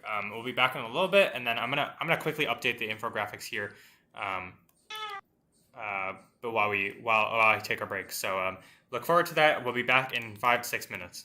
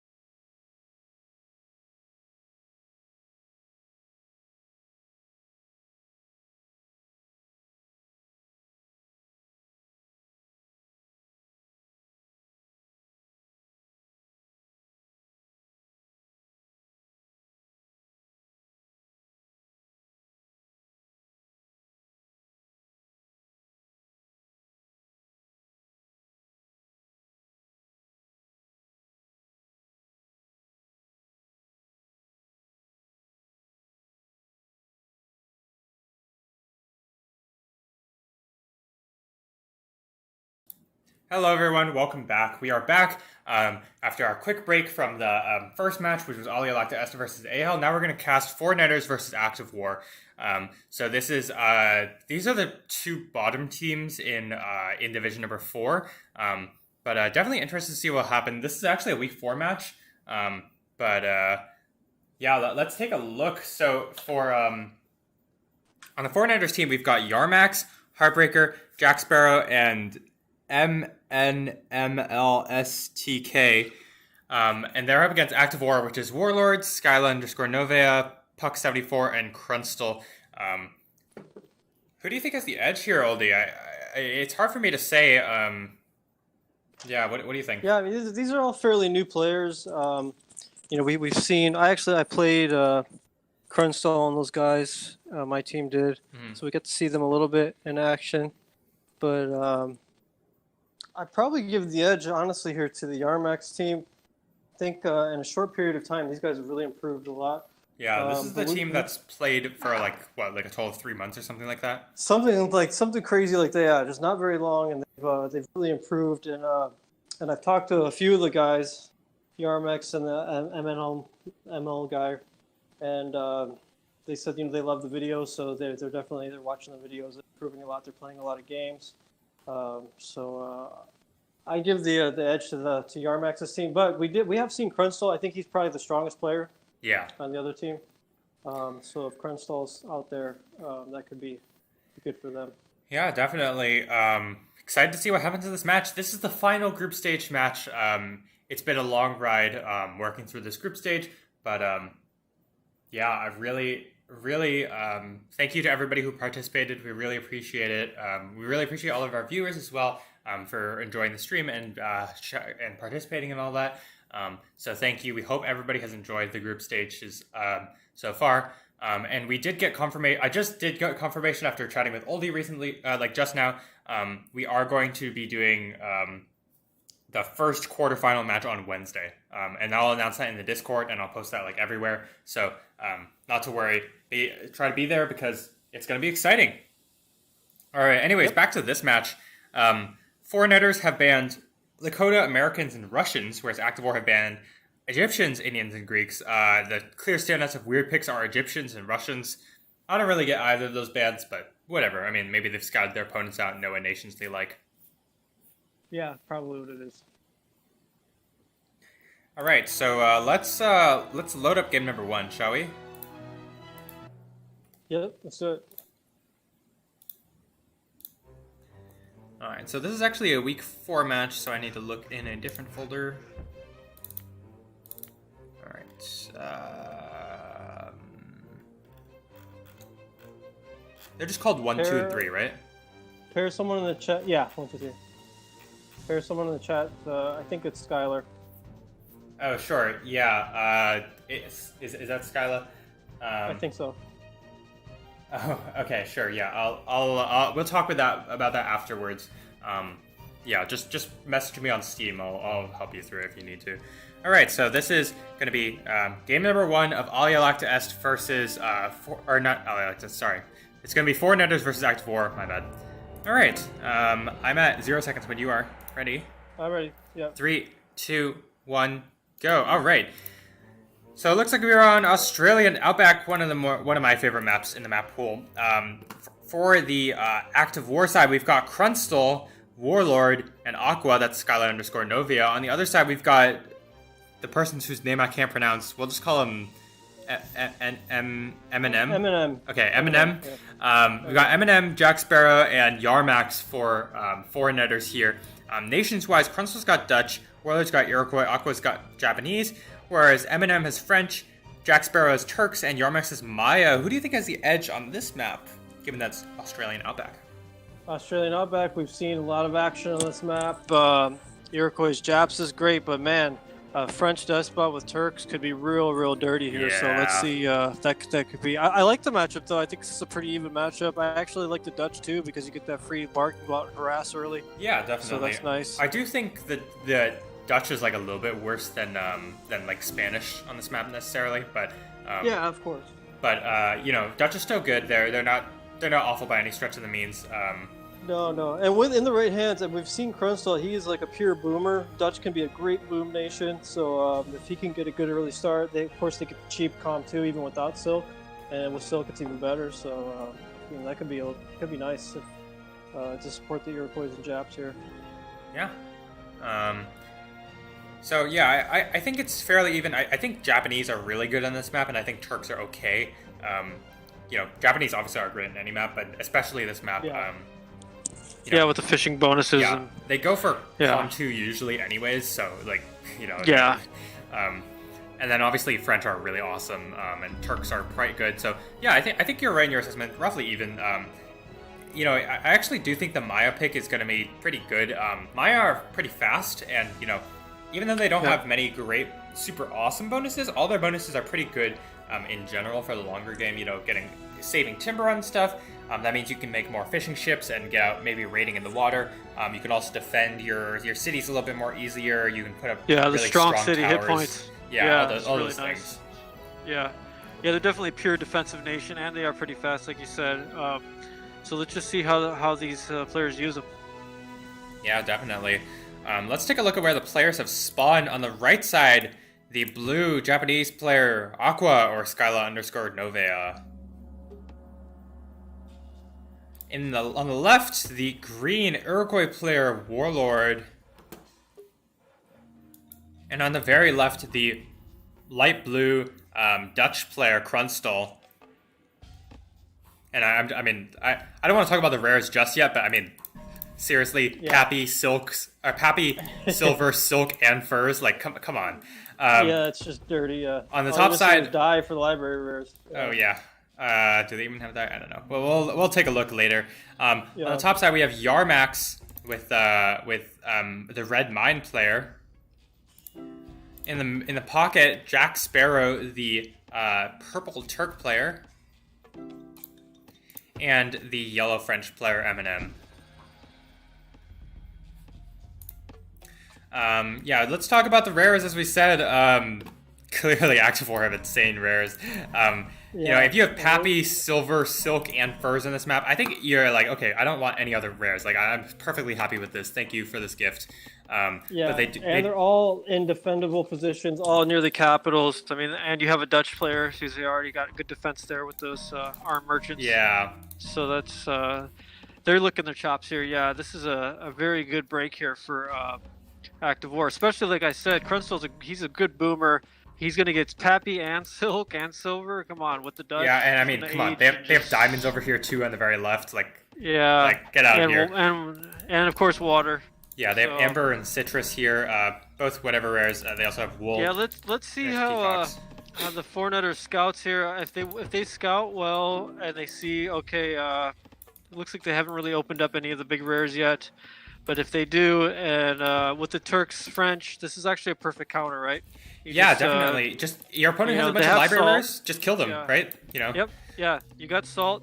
You got horses in the back. Those are two great rares. And on the right, there's sugar. So salt, sugar, relics, bison, marble. On the very top, horses, tobacco, cotton. Yep. Copper. Cotton's good spice. too. Yep. Actually, I think I spoke too soon. I think both teams' rares are really excellent. As a French player, the only thing they're asking for, they could be asking for is, they could be asking for Silk, right? But their opponents have Silk, so. I still think the edge is definitely with the Active4 team, but at least in terms of rares. But they're not super far off now, right? Like they. No, not super. But it's also the proximity of the rares too. It's not just that they have them, but to have Pappy and Silver, Furs and Silk all that close, that just means you can use them quickly and you can defend them, so that gives it that much more speed to them. Because sometimes you'll have those rares and maybe they're in a weird spot, they're harder to defend, or it takes forever for your merchant to get there. But for Krunstall, he's literally sitting on Pappy and Silver. Even if he just had that, he's great, and he's Dutch, so he can just get that bark out there in the water, find open up all the fish, get a bunch of fish out. So definitely. I'm excited to see what happens here, but I think this is definitely a play for a French and Turkish rush here over on Aqua. Let's see if Yeah, that's what happens. and so let's take a look at the runes bonuses. Does look like everybody's kind of struggling for some runes here. I admit, this is Australian OpX, so it can be a little hard to get those runes. And it looks like most of these players are going for Commerce 1 if it looks correctly. You can actually see on this right tab, everybody's gone for Commerce 1 except for Eminem, who is now finishing up Commerce 1 research. And Aqua's gone for Civic. I don't really like this choice. I think there's not really any need to go Civic this early. Just get up another wood camp, get your fishing ships out, get a market, and then get Silk and get Com 2. No need for... Yeah, especially you're going towards the potential rush here, so that's not an ideal situation. Yeah. But if I was him, I would just focus on economy. Maybe just go com even. Yeah, absolutely com, definitely. Just go com and just boom. Yeah, and here's a tip from I've done the com build a bunch of times. Here's a tip from that. You actually can't delay getting your market too much, especially if Silk is far away. You have to get your market really early because you have to be able to use Silk in time. You want to use Silk as soon as you have the resources, basically. Yep. And he's pretty close to Silk. If you built the market just to the farthest west of Kyoto rather than up where it's at now, he could get to Silk pretty fast. Yeah, that's true. It's going to take a while but, to get there. We will say there is a problem. They haven't actually scouted it. They have not scouted Silk. So they've scouted all of that is a problem. That's a huge that's definitely that's what Silk is probably well. Yeah, I come on, Warlord. You gotta scout your land. I'm Yeah. not a proponent of the lookout scouting like a Paris, but I would just prefer to take one scout and just go manually walk one around. I see Eminem is gonna come scout back there for you with your enemy. Yeah. But you gotta get over here and oh no, that's Warlord. He's got a scout in the back. Never mind. Yep, but he's not Scout's opening it up. through. Yeah. I'm not sure why he's not. When you see a big patch like this, if you look south of Onagata here, you see that big patch of dark there. There's probably a ruin or a rare or something. Yeah, something there. Yeah. Just walk right through it. Or if you're gonna be lazy, lookout scout. That's fine. Yeah. Well, that's not lazy, right? It's it's very. I think it's a little bit of a hack. I don't like it, but whatever. It's acceptable, I suppose. By most of the ROM community finds it. I just think it's very very cheesy, personally. Okay, all right, that's fair. I prefer to. You can have your own opinion, Oldie. But I mean, it doesn't take that much longer to walk a scout. No, I mean it doesn't. Yeah, but if you just don't have the scout, right? It's if you have a little bit of extra time in your hands, it can be good, right? It can be good. Yeah. I mean, look, it works. I'm not saying it's not a it's just a personal thing. I just think it's a little cheesy. Yeah. Looks like the French player's Eminem has gone for Mill, but doesn't have a barracks or any raiding ships yet. I'm not really sure why that's happening. I do like the choice to go Mill. I think the barracks is coming here shortly. He's got salt he's using, so I think he's gonna get barracks here very soon. I think I would just like to see one light ship made, basically. Yeah, barracks is coming. I think I would like to see one light ship just go around the back, force your opponent to make a heavy ship, basically. Because But does look like Aqua's gonna age without getting Mill. So question mark? I don't know. I don't know if that's Colossus. Yeah, probably. Yeah, that's Colossus for sure. Yeah, the wealth income's actually not gonna be there quite in time. Oh, actually, looks like Aqua canceled age to go get it Mill first and then age. I mean, it doesn't really matter. Using both furs and silk.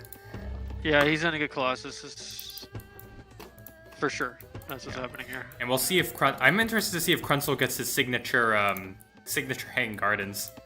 Yeah, that's pretty much his go-to. It's too bad that they just have not found that silk, man. That's just it's really brutal. Painful. I think this is a game if you have silk, your game plan changes significantly, right? You can just go calm and then just ignore civic for a while, get up to 150, and then you can do whatever you want. You can go civic and mill and stuff. You can I mean, he is Dutch and he has science, so it's pretty cheap anyways without the silks. 378, it's pretty cheap. But it looks like he's gonna go for mill instead. Yeah. Oh, it looks like they have found it now. When oh yeah, and Warlord, he went science, so it gave that little bit of the city view.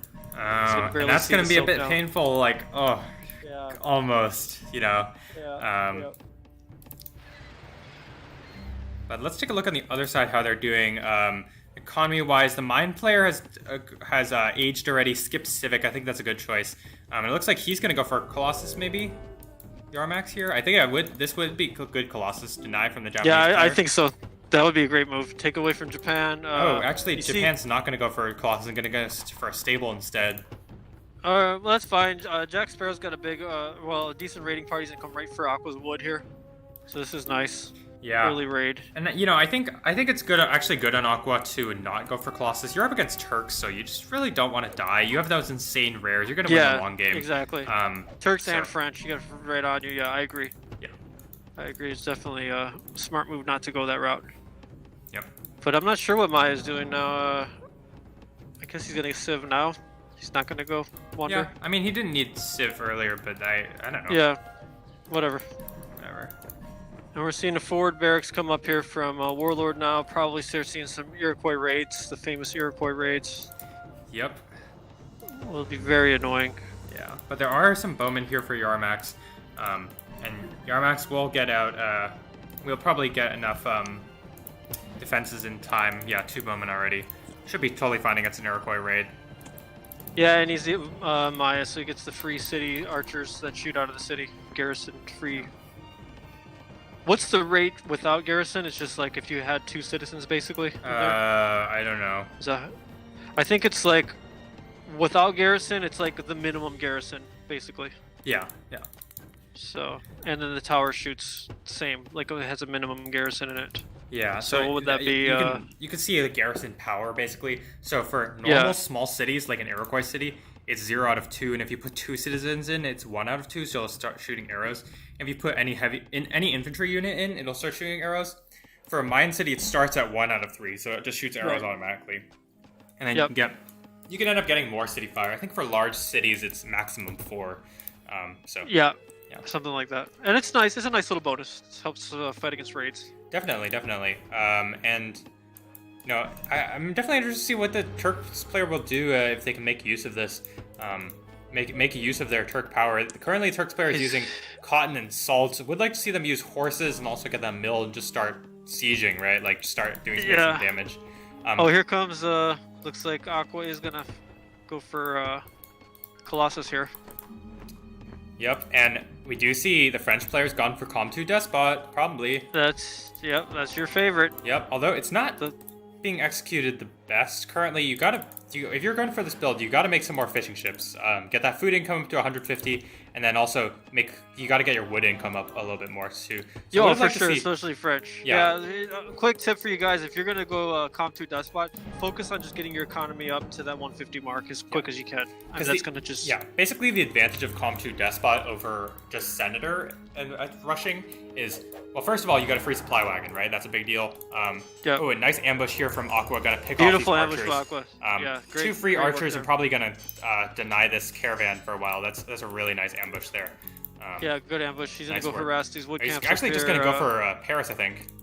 Oh yeah, he could just get a little. Yeah, and I get a free little cap sack there. No worries. Yeah. Might work. Let's see if it works. Yeah, and that's what happens when you're a little slow against a Japanese player. You're just gonna get heavy infantry rushed. These archers aren't gonna do any good against Turkish army. Huge Turkish army coming over to support, so I think he's gonna be okay. Let's see. Well, the city's a third down. Yeah, I mean he might get the sack, but it's I don't think it's gonna do. No, I mean, but the sack is good. The sack is gonna be good. Yeah, enough, the sack's right? great. That's insane. And like if Jack Sparrow doesn't move his units in fast enough, the city could get taken. It'll be close.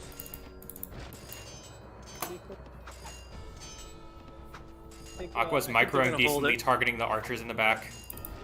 I think Eminem's got enough units here now to support it, so I think they're gonna be okay. Nice try from Aqua. Definitely just recognizes, okay, well, my opponent's just doing nothing, so I can get in their face, yeah.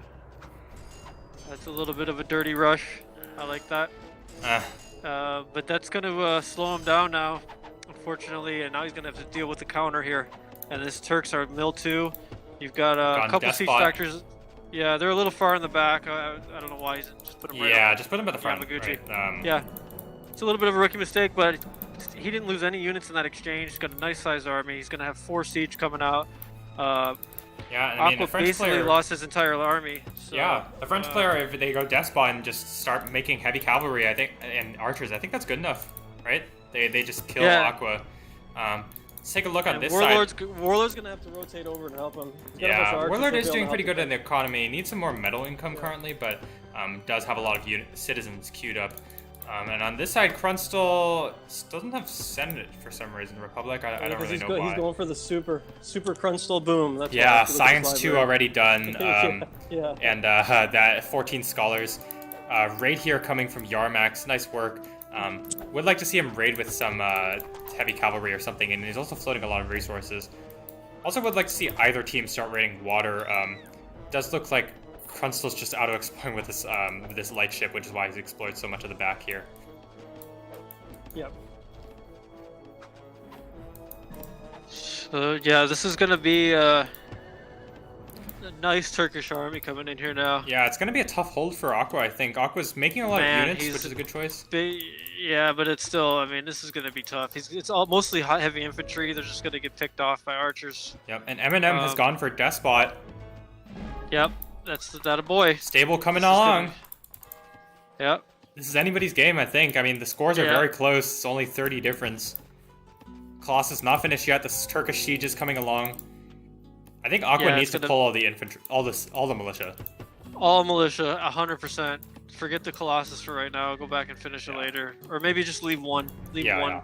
Yeah, I don't know. That's fine. And bring all the rest of your militia. There's nothing protecting the city. That there's units here, obviously, but I mean, he's gonna make an attempt on these siege, but there's no way these heavy cavalry will just eat up these light cavalry. Yeah, I'm at 1520, but yeah, you're right. I mean, he's gonna go in. Maybe he can snipe one of them, but oh, here a nice reaction from Jack Sparrow, and Aqua wisely backs off. Doesn't want to lose any light horses. Yeah, he's gonna need and those to fight against the city's archers. reduced. French player's gonna start pumping out units. Yeah, my only critique here is the buildings are too far away for Jack Sparrow and Eminem. They should be up in the front of Brest here. But other than that, this is a perfectly executed rush. Other than just the placement of the buildings. Here we see Aqua with quite a large army. But mostly high though. Those highs are just not great defensive units. They're just not. They're good against the heavy cavalry, but here we see an ambush. Going to try to snipe some of these catapults, which I think they will. Nice work from Aqua, making use of the ambush. Yep. Looks like he will get a couple. And looks like here we see Warlord coming in with units. Yep, Aqua's gonna snipe 3 sieges, lose all of her, all of his light horses aside from. I think he lose the majority of his light horses. And now Jack Sparrow can just walk in and would like to see Eminem just continue producing units. Basically anything at this point. Anything would be good. He's gonna have a just really spam strong units. Yeah. Just spam any and all units, just to get him out there. You don't have to worry about composition at this point. Now you just need bodies for a sack. Yeah, exactly. All these Warlord's bowmen are gonna get just mowed down here if he's not careful. They're unupgraded. Yeah. Unupgraded bowman against 5 heavy cavalry. He's moving them back. They might get chased down. Forced march there necessary.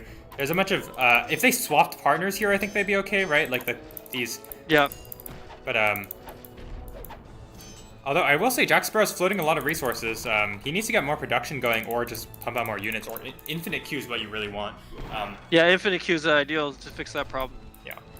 And Jack Sparrow's got a huge army. I'm not sure why he's being so passive here. He just needs to get in here and just keep pressure. These heavy infantry or Japanese are great offensive units, but they're not the best defensive. No, so get in there and micro around them. Use your archers and pick them off. You can even flank them with heavy cavalry.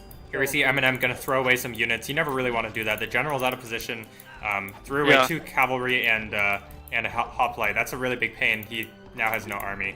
He does have more production, which is good, but and also his economy is booming along, doing a nice job there. And Jack Sparrow's economy is not really there either. Obviously, being on a despot economy, not great. But this is a good hold for Aqua for now. And you see Warlord now is getting guarded, so. Yeah. Of course, Krunstal is just booming along over there on his side of the world. You see, look what he's doing. He's doing fine. Yeah. Although Yarmax is in a position here to attack. Yep. Krunsel's got a small army too, though. Yeah, and this is I would like to see Yarmax do the same thing that Aqua did on that side. Just ambush, sneak around. This is a really excellent raiding party. It's a bunch of cavalry. Just you can pick off this entire army, hit the mine, hit like everything. Like your opponent has no military, so you can really mess them up with all of this cavalry. And it looks like Aqua's gonna go again and try and sneak on Paris with all these heavy infantry. Yep. Here.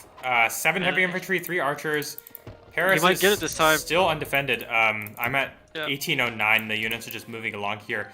And in fact, Aqua's going to go for the medieval age. I think here is a spot where you might want to delay the medieval age a little bit. If you can time it so that you kill the capital and then you age, exactly right, you'll get that bonus. But it looks like I don't think it's going to be fast enough. I'm not entirely sure. Maybe Aqua's planned this out. But the units are here. They're visible now. Eminem is like, oh shoot, I'm about to be attacked. I need to get my units in place. Yeah, just pull some militia. Oh, he doesn't have militia. That's a rip. Doesn't have a tower, is why. Yeah, that's a problem. You need militia. Sender is far back, and I mean, Eminem does have some units. Yeah, he should be able to hold this off, I think. It's gonna be close. And you see Jack Sparrow coming back now. He was originally gonna go somewhere, but now he's back.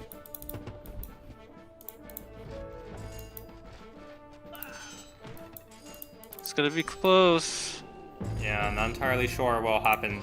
City's almost reduced. Medieval age does finish. Yeah, a little too. And Aqua does take the city. Wow, I did not expect that to happen. Yeah, and that's because of no militia. He's just gonna back off, take the sack, and run. Yeah, but you're right. He missed time that he should have aged after the sack, then he would get that, the city hit points. Would have been up. But now he's gonna have to. Just back off. No, I mean, no worries. You did enough damage here. Yeah, it's not the end of the world. He did what he was supposed to do. Now Yarmax aged. Kronstal's gonna age. Warlord's gonna age. Yeah, this might be it here for 4Netters. I think they lost their opportunity early. Yeah, here we see Krunstal going to start sieging the Mayan city here, but Yarmax has way more units, so we'll probably be able to drive off Krunstal, and Krunstal wisely is like, okay, leave, run. Yeah, just age up and go back. And Warlord in fact says that we age up and kill, which I think is a good choice. Turks player's on a despot economy. It does have a huge army. French player still quite a ways off from aging, so you're actually going for science here. Bad choice. Just age. Like you have enough resources. Just age. Get up more army. Get your economy back. Yeah, there's very rare times you don't want to age. The only time I would say it is if you have a huge army you're already steamrolling and you're at top limit. Maybe you'll go mill 3 or something like that just to keep your army production. But in this case, there's no reason not to age. You got to age here. No, there's really especially when you're Turks, you get the free upgrades on your siege, so you need that. Yeah, I mean, I think for me, off the top of my head, the only reason why you wouldn't do a quick age, aside from like not having resources or whatever, is if you're trying to age to gunpowder and you're the fastest and you don't want to give your opponents a discount, and you might as well get mill 4 or science 4. Yeah, exactly. Like if you're faster by a good amount, you might as well get those upgrades first because they cheapen your other upgrades. That's exactly or right. they give you more population. Or like I said, the only other time I have it is just if I'm on a roll here and I've already been capturing cities and I just want to keep my population up and just keep pushing, or maybe just skip the science, fuck it, just get the extra mill and just keep producing units. Because you can win and age down if you have a big enough army. That is true. Yeah, you can in fact win if you're definitely. Yeah, in this case, that's not the case here. They need to age fast and. Yeah, and Eminem's not doing a great job replenishing the economy. Can easily put down a woodcutter's camp. It's only 50 food, but this is a great woodcutter's plus 12. Yeah, I mean, looks like he's gonna age here at some point. Oh, he's going for the religion instead of aging. Big mistake. Just age, buddy. So now you're gonna lose Brest. Yep, there's a big armies from both sides here for Warlord and Krunstal. Yeah. And Jack Sparrow's rotating. He's going away.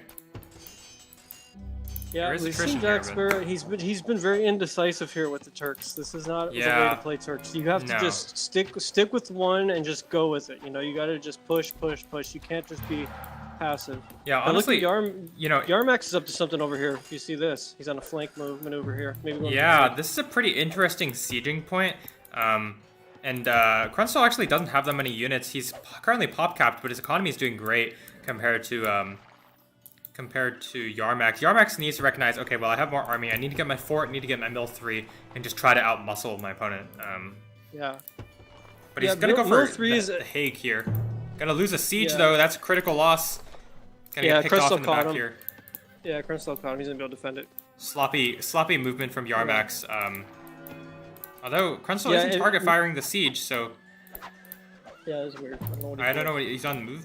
He's just moving. He's gonna lose some units here. This fight's gonna start here. And Eminem's gonna age, so he's gonna be able to hold off this attack for now. Yep. I'm not sure why Turks are still behind. I guess it's just the knowledge and he's pop capped. But looks like Krunstall's gone for sniping the supply wagon instead, and now all of Yarmax's units will start to burn. Just burn, yeah. That's a fine choice. Honestly, I don't really like rotating all that much. If he just took this front city, he would totally be fine. He has way more army than his opponent. There's like no problem. Yeah, you got a free city in the front. Yeah, just take that free city and then start sieging moving. all the defenses here. You know. Yeah, it's a bit of a rookie mistake. So you just get too hungry for the capital. I mean, if you're gonna do something like what Aqua did, just go in with the intent of just getting the sack. Okay, fine. But in that case, the army composition wasn't built for that. Yeah, you need more sieges for that. You need another supply wagon. Or a bunch of heavy infantry. Yeah, you know, something like he that. just didn't have it. Yeah. Now I would say if you're gonna go that, you need at least 3 army sieges. raid, But right?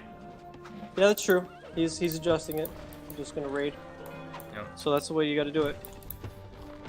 Doesn't look like it's going to hurt Krunstall's economy. If you look, he's just booming along just fine. Look at all that food and wood. Yeah, definitely. And that's one of the powers of Dutch, right? If you don't spend your resources, you'll get a lot of... You just keep getting it more. Look, he's at plus 250 wood income. Yeah. I mean, that's huge. Yeah, although that does speak to the fact that he's like not doing a super great job booming, right? Or not doing a super great job. He needs to spend his resources, get that light cavalry upgrade, or even build slingers at this point because you're going to age so much soon. But I mean, it could be the Dutch strategy, man. You know, just I want to max out my, you know, I'm going to get my free, it's basically a free commerce upgrade, right?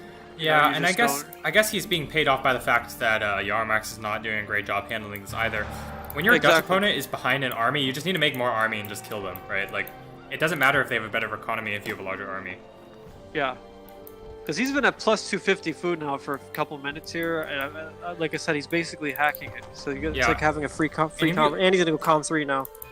So com 3, no. Yeah, just greedy. No, just go for the age. Why? Yeah.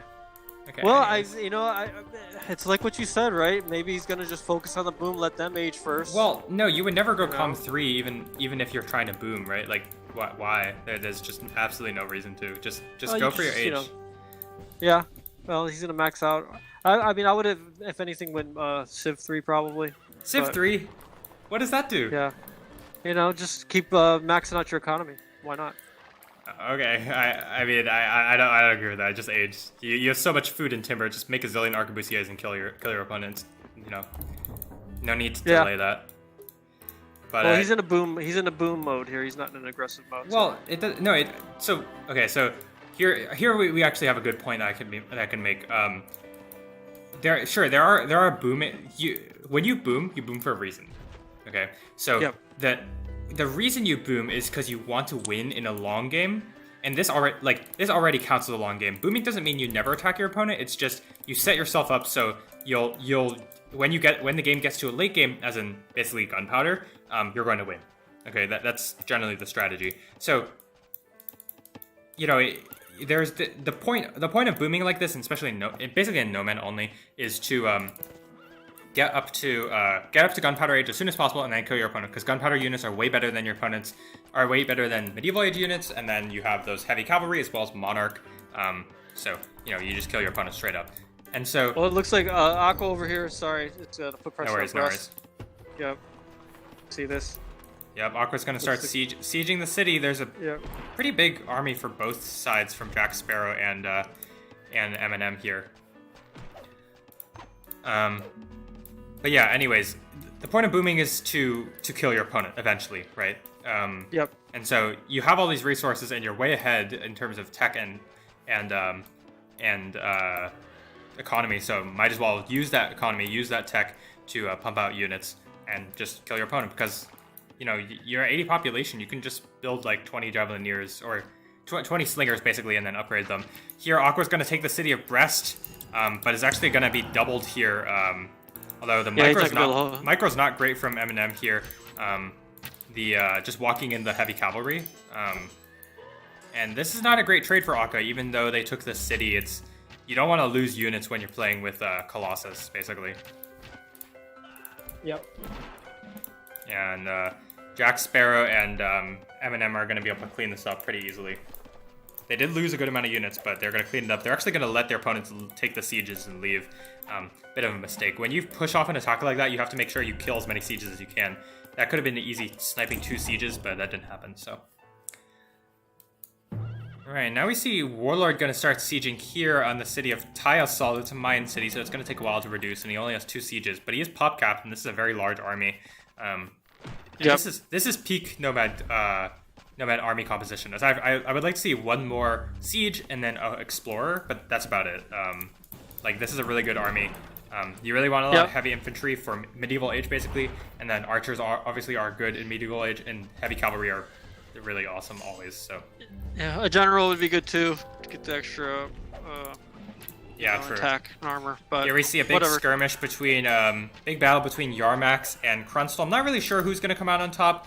I think Yarmax is microing a little bit too much. He has a bunch of heavy cavalry that can just eat up all of these crossbows, which he is now doing, and now it looks like Krunstall's actually going to lose this fight. Jack Sparrow needs to rotate right now and go health in the middle. I'm not sure what he's doing here, just sitting here at Brest. Yeah, I think he's trying to protect M&M here, but M&M's doing fine, right? They have a very solid army. Yeah, he's fine. He can defend. He needs to go and help the middle. Looks like he's going to rotate now, finally. Yeah. Looks like Warlord's like, okay, well, obviously my opponents aren't here, so I'm just going to take the city. Lack of communication there from Yarmax and Jack Sparrow. If Jack Sparrow had rotated earlier, they might have been able to double Warlord here, but instead Warlord's going to take the city for free and kill a zillion militia, so... yeah, that's tough. This is going to hurt Yarmax here. You look at his economy now, it's in shambles. Yeah. And that might be it for him. Yeah, I think that is it. I mean, like, now, this is the part of the game where... your all those library rares really help out. I mean, look at Warlord's rares again. At this point, like you're not going to be outboomed, and so this is the stage where you have those insane rares. You're going to get insanely fast Science 4, Mill 4, and then obviously Monarchy, and then you're just going to crush your opponents. Yep, and you see gunpowder coming from Warlord and Krunstall. And Krunstall, he's been, unfortunately, his metal income hasn't been there because of just the border push. But now he'll finally get that up. Yeah. But everything else, you look at his food and his wood. I mean, he's just a ton of it. Yeah. So he can pump out Aqua Boosters here real soon. Looks like Warlord did in fact get doubled on this. Oh yeah, that's right. And so Yarmax will temporarily be alive. Yeah, and here Brest is taking it once again. I think it's because it's because Aqua has armor and M&M doesn't, but M&M is actually doing a pretty good job despite that. I mean, these French heavy cavalry are awesome, and obviously the healing from the supply wagon is really good. So looks like Aqua's actually going to lose this fight completely. Really nice work from M&M. The 2 towers obviously helping a ton. And now, if M&M can get aggressive, maybe M&M can swing this game around. He's going to have to be fast here because Aqua's going to age at some point. Yeah, pretty soon. Long. Needs probably another 2-3 minutes. Yeah, but it's way faster than M&M's going to be able to age. Yep, Krunstall's starting to pump out units here. Still not enough metal income, unfortunately, for him. He just doesn't have the mountains, but who needs mountains when you can take your opponent's cities, right? Yep.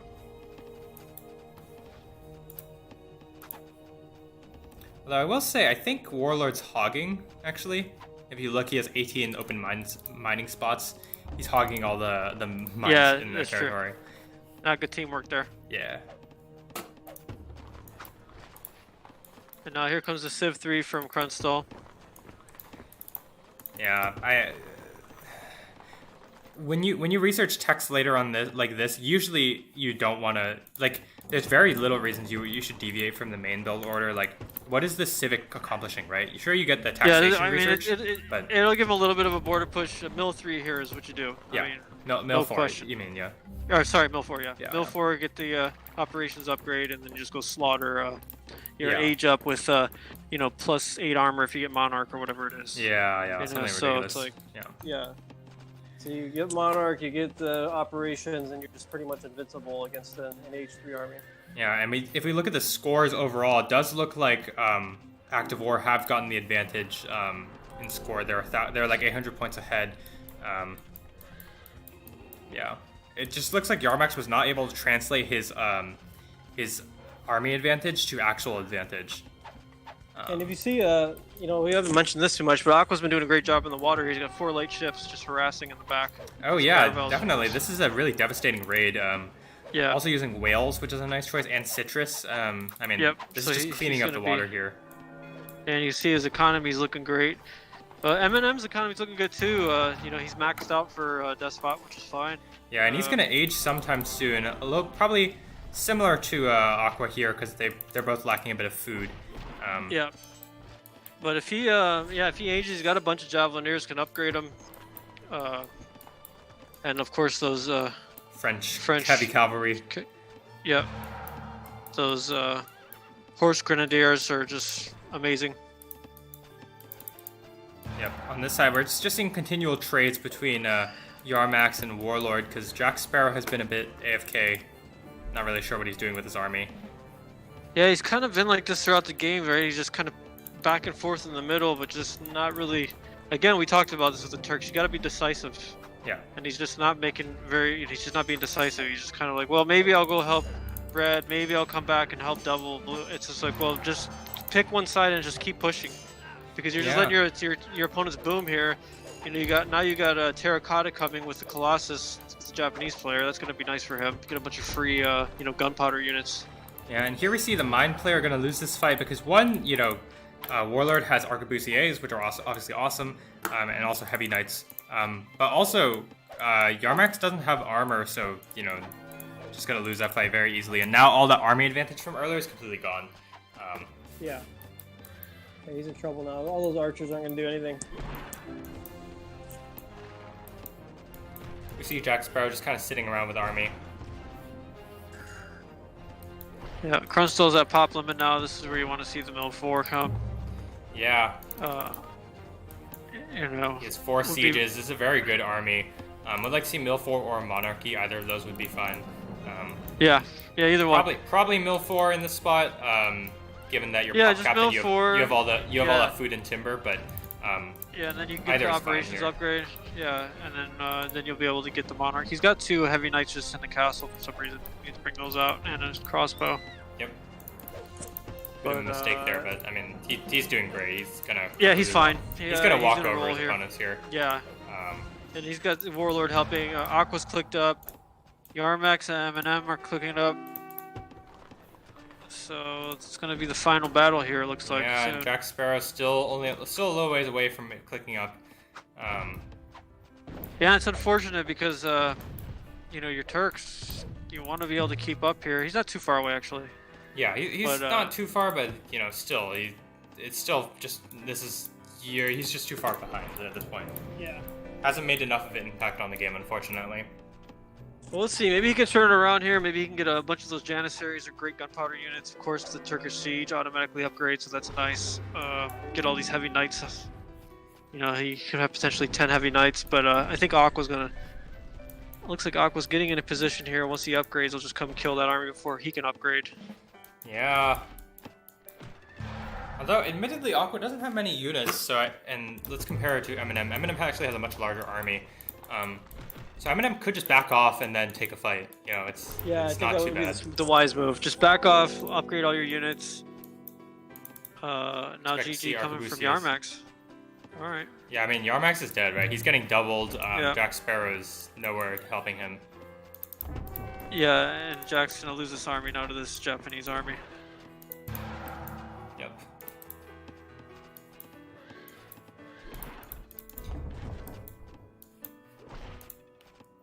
Oops, sorry. I closed out of France Nations really quickly. Just hit that Windows key.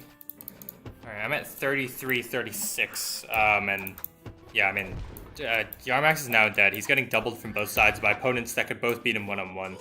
Yeah. I think we just fast forward now. Yeah, let's do it. GG is called. Yeah. Looks like they're gonna play for a little bit longer, but Yeah, but it's over. this is over. Yarmax is dead, and Krunstel and Warlord have their booms out of control, and then Aqua's not doing terribly themselves.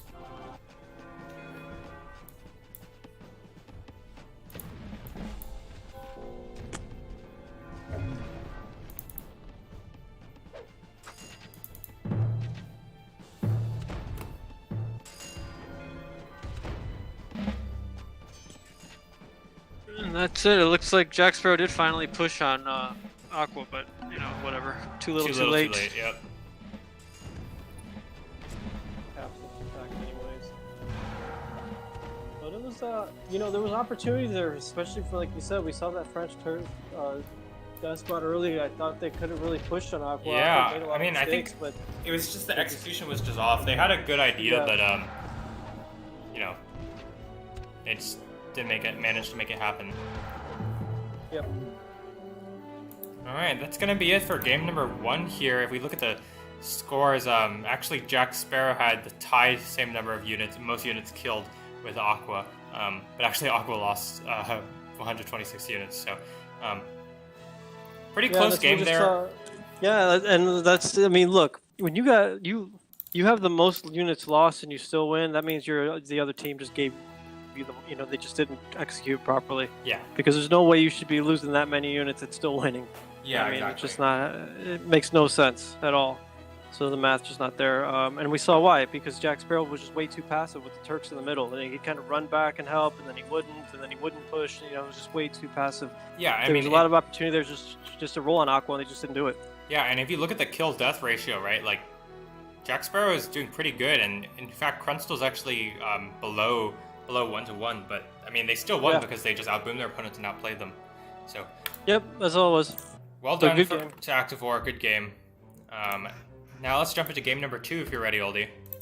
Yeah. Alright. This should be this one, right?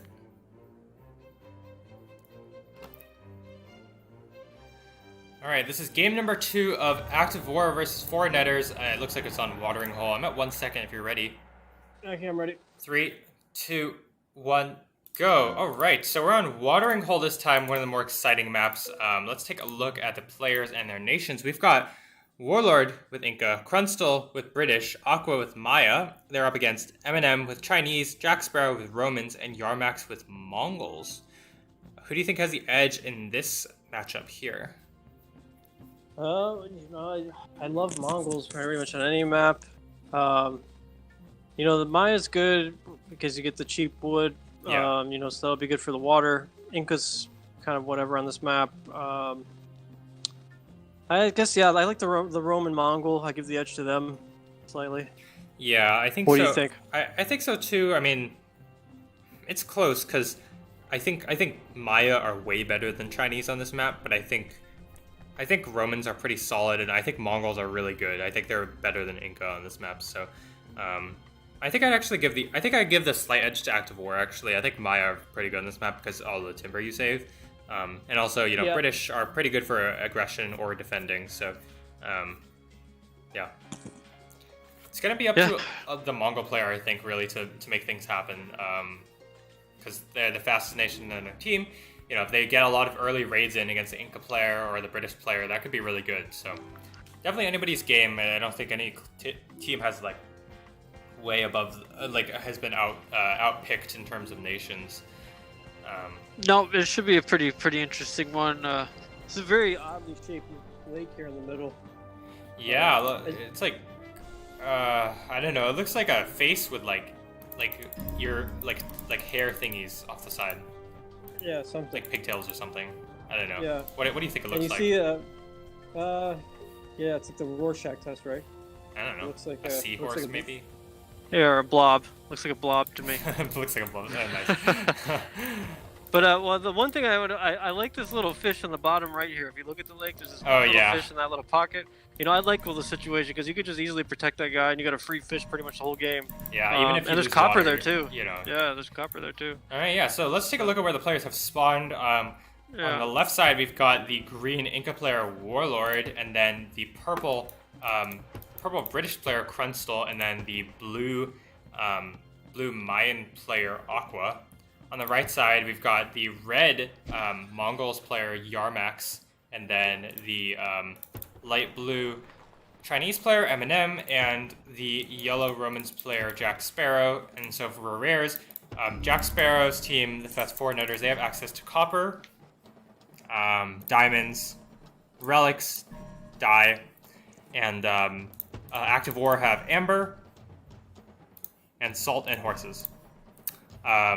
So clearly, I think pretty clearly, the 4Netters team has better rares. Copper is insane on this map, as diamonds and relics are both good, and dye's pretty solid as well. But I wouldn't count out the opposing team. You know, salt and horses are a good combo. Horses especially being great for an Inca player, and even if you lose water, you can still rush on land. So yeah, and that might be what we see here actually, because if you look, Jack Sparrow's wood camp right in front here. So if Warlord scouts that early, he could you know, take that away, either sieve on it or mill it, either way, and yeah, put all the pressure them in the land. But if they're able to use this copper, and like I said, they get this one free little fish in the bottom right, I don't think that'll get raided at all. So they'll have one fish for sure the whole game. Yeah, and then definitely. they could just go in and raid the rest. Yeah. So that's we'll just see. We'll see how it unfolds here. Yeah. Pretty interesting setup. If you're here as the Mongols player, what's your build order in like library and what you do with it? What do you do? Let's see. Where is he at? You're across from the Mayan player who. Oh, he's red. Okay. Yeah, red is Yarmax here. You're across from the Mayan player, and your allies are pretty. I just go calm mill here. Yeah. That's all. Yeah, I go calm mill, go right into the water, start raiding the water a little bit. Yeah, that's probably what I would do, and maybe build a barracks and raid a little bit on the land. Yeah, I think I'd actually skip on the barracks, because. Yeah, you can skip the barracks too. It's fine. I mean, you're up against Maya, you know. Yeah, you're gonna be so fast. It doesn't matter. He's got 5 farms already. I don't know why he did that, but whatever. I mean, let's compare, right? Aqua has the library down as recent commerce, whereas Yarmax is just putting down the library. Yeah, just a little misplay on the Mongols there. He didn't need that 4th farm. Yeah. Yeah, that's all. He just slowed the himself fifth with farm, that. Yeah, you mean. I'm sorry, the 5th farm. Yeah, yeah, no worries. Yeah, he needed the 5th farm. Let's take a quick look at the ruins bonuses here. Do you see Warlord has the most, and Crunstal has only 25, whereas the 4Netters team has very few ruins overall. Let's take a look at how they're scouting. Looks like I looked in the chat here real quick. Scouting. Eminem's chimed in and he said it's minimalistic. It's it's okay. minimalistic without all the vowels, so that makes sense. Okay. All right, minimalistic. All we right, apologize. minimalistic. So we know you're a smart guy. I see. All right. So, Mr. Smarty Pants here. I have learned something now. So thank you for that. Does look like 4Netters just not like look at their scouting. They're just not scouting basically. They're like kind of scouting, but not really. Yeah, unfortunately that happens on this map. People just get lazy because they just say like, oh, we found our bears in the middle. Now we're just gonna not worry about anything else. So yeah, but it's not like they have found their bears in the middle. They're missing diamonds here. They're also missing relics. True. Like, you know. That is true. Yeah, diamonds is a good one. Looks like minimalistic Jess is gonna miss it too. Yeah, just walks away. Yep. Yeah, once again, when you see these big swaths of black here, especially on a map like this, you know there's going to be something here. You know, it's going to be because the rares. If you look at the rares, if you do the the reveal all map, you look how the rares are set up. They're pretty like dispersed evenly around the edges of the map. A little different because it looks like the left side there's no rare at all by London. Yeah, which is a bit weird, but that's how it is. But typically they're all gonna be dispersed just in this order, right? How you see dye, and then there's gonna be something here where relics is, and there's gonna be something here where diamonds is. You can kind of predict. Yeah. Where this was gonna be. I would actually be if it was me playing this, I would probably be scouting London here, this whole area, and just be like, where the hell is this other rare? Yeah, You know, because you definitely. would presume there'd be one, but for whatever reason. It's And that just- happens it's just sometimes barren, on yeah. maps, like even in Himalaya. Sometimes there's typically always four corner, rares. Sometimes that fourth corner rare will be like canted down towards more the center for whatever reason, or off to Yeah. the side. Yeah. And so then you'll just keep scouting that corner, thinking there's got to be a rare here, and then you're just kind of wasting your time. So Yeah. So I guess it is going to work out for them on the left side, but for Yeah. 4Netters, they're going to miss diamonds and relics, which are both crucial rares. to huge have access rares, to. yeah. Diamonds especially early. I mean, that extra gold is huge. Yeah, and this. But they are going to use this free little fish. I'm happy about this. Yeah. Little free guy. You know, like I this was going to fish here. critique Jack Sparrow's dock positioning because I would have liked it over here, but I don't think he can actually reach it. Let's take a look. Yeah, you can't There's- actually reach it, so. Yeah, I don't think you can. Yeah. Never mind on that.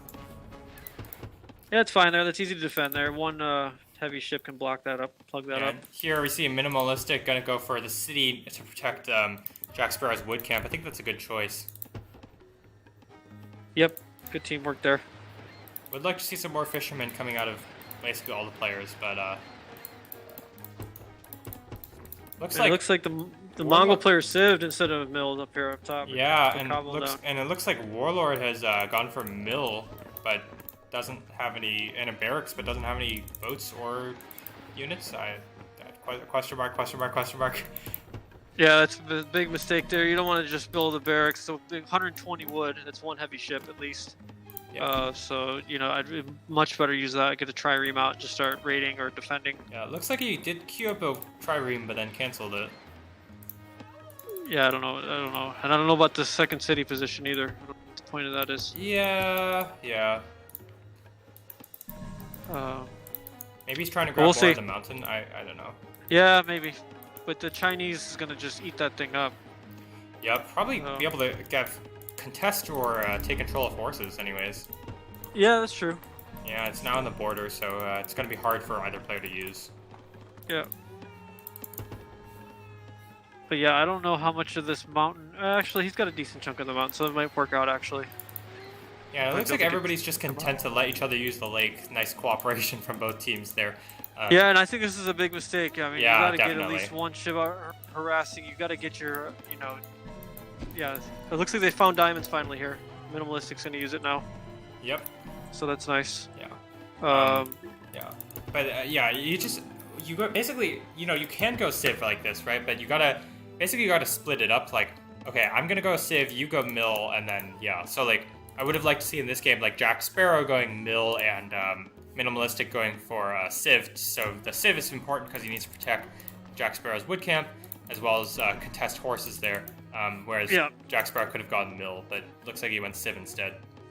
And Yarmak's gonna mill too, because the city of Kabul's like whatever. It's not really doing anything. Yeah, no, it's Oh. not. Yeah.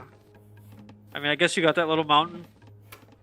But if he was scouting properly, he would have saw that mine built back anyways. So he would have got that anyways. Wouldn't have mattered. So, Yep. I mean, unless Crunchstall comes up, but Crunchstall's building back too. So, it was just a wasted city there from Yarmax.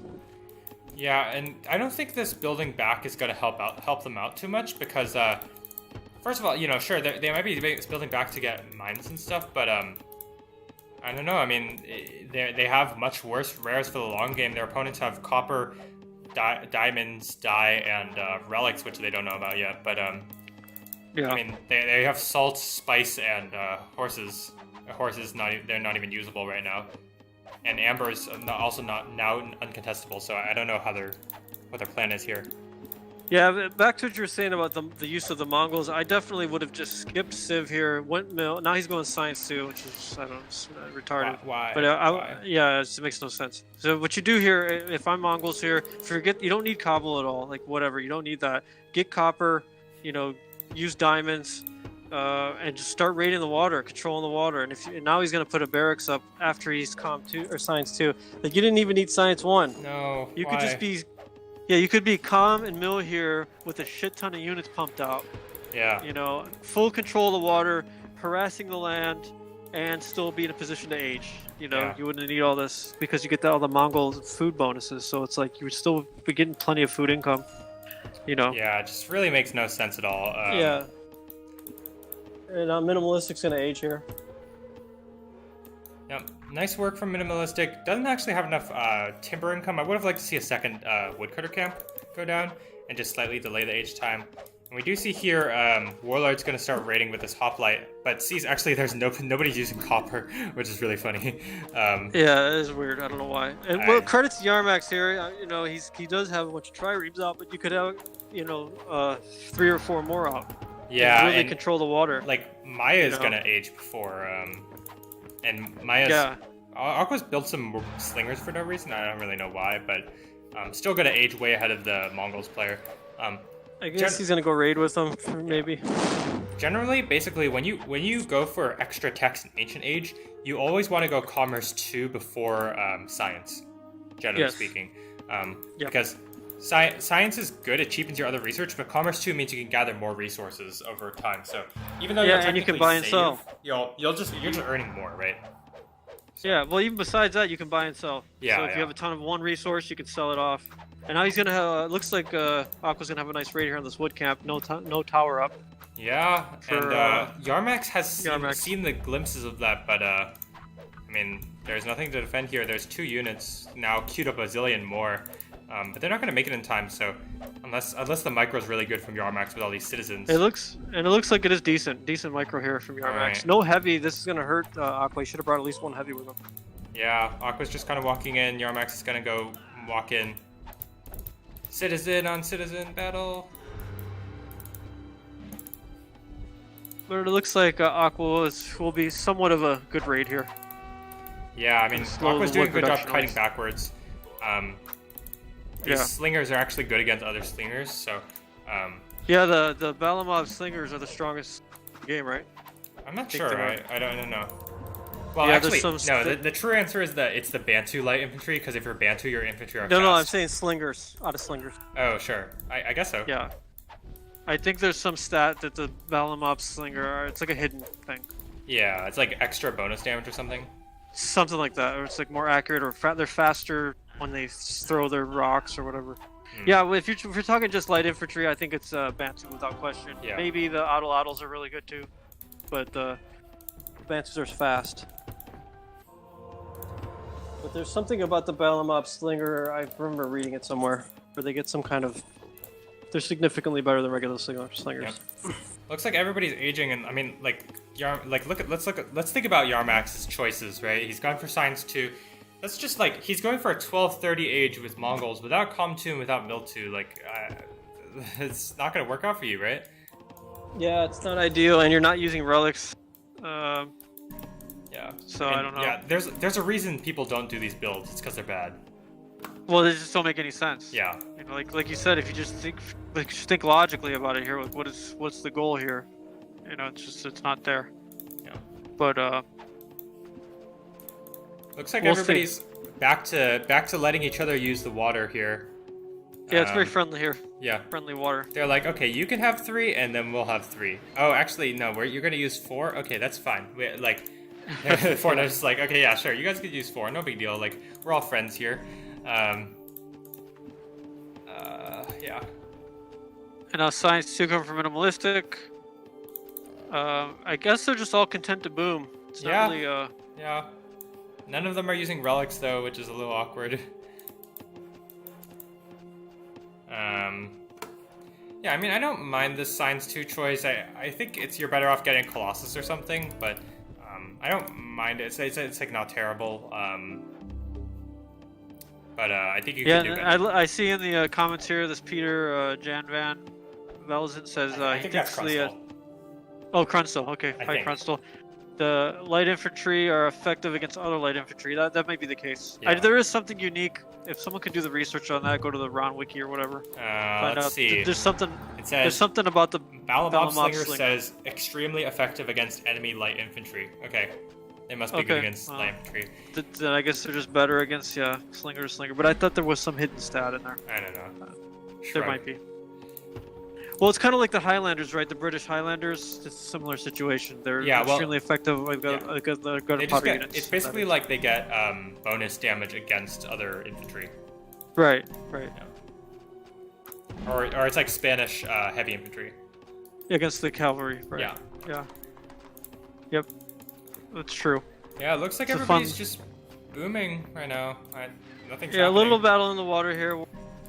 Yarmax is still hooking and jabbing here in the water. Yeah. Minimalistic's got Science 2 Mill 2 now, so he's just in boom mode. He'll be able to age at some point. He's got 12 scholars. It's pretty good. Economy's looking pretty good. Needs another mine somewhere. I mean, maybe needs a sieve and get another mine. And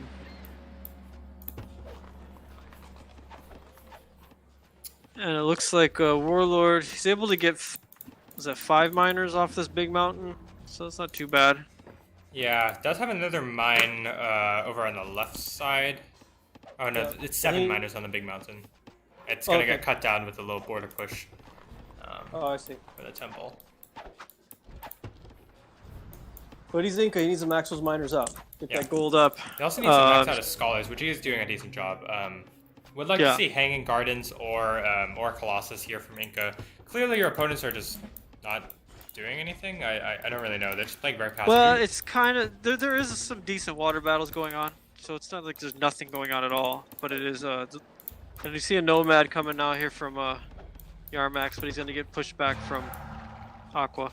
Yeah, it's just gonna start shooting away at this market. I'm at 1532. Okay.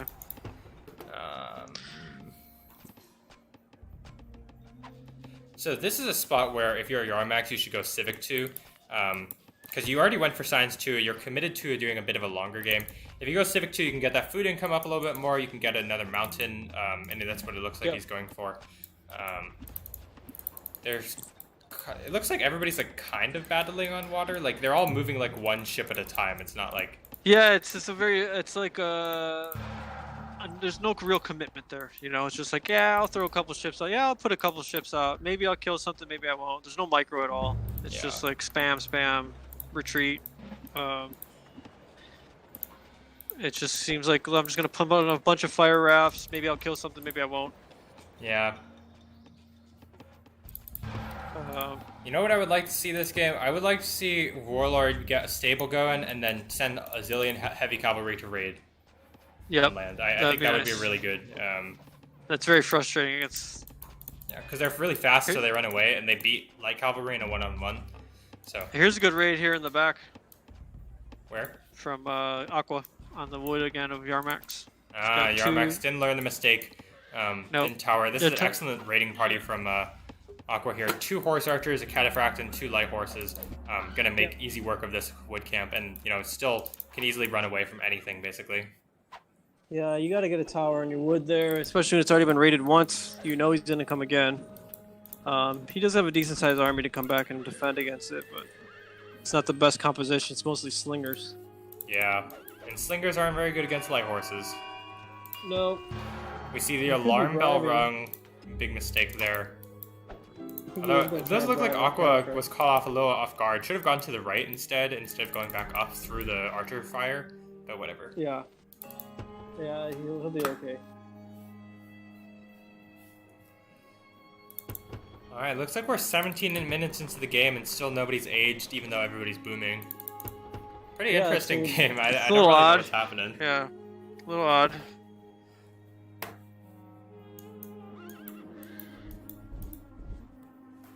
It's just, it's kind of like I said, kind of half-hearted water battles. Now we see more things happening, I think, maybe. I'm not really sure. Not a whole lot. It's a little anticlimactic so far. Yeah. Haven't seen any even sieges yet. No, on either side. Let's take a look. Are there any siege factories? I don't think so. Yeah, finally, a government from Krunstall, finally. None of the players have siege factories. I think this is the longest nobody's gone for a siege factory in a game that I've ever seen, actually, in a Nomad game anyways. It's about as passive as you can get, especially on the whole. Yeah. And nobody's going for wonders either. They're just like all chilling. You're like, okay, well, let's all agree to not make wonders. We're all friends here. Yeah, a lot of science too. A lot of science too. Man. Yeah.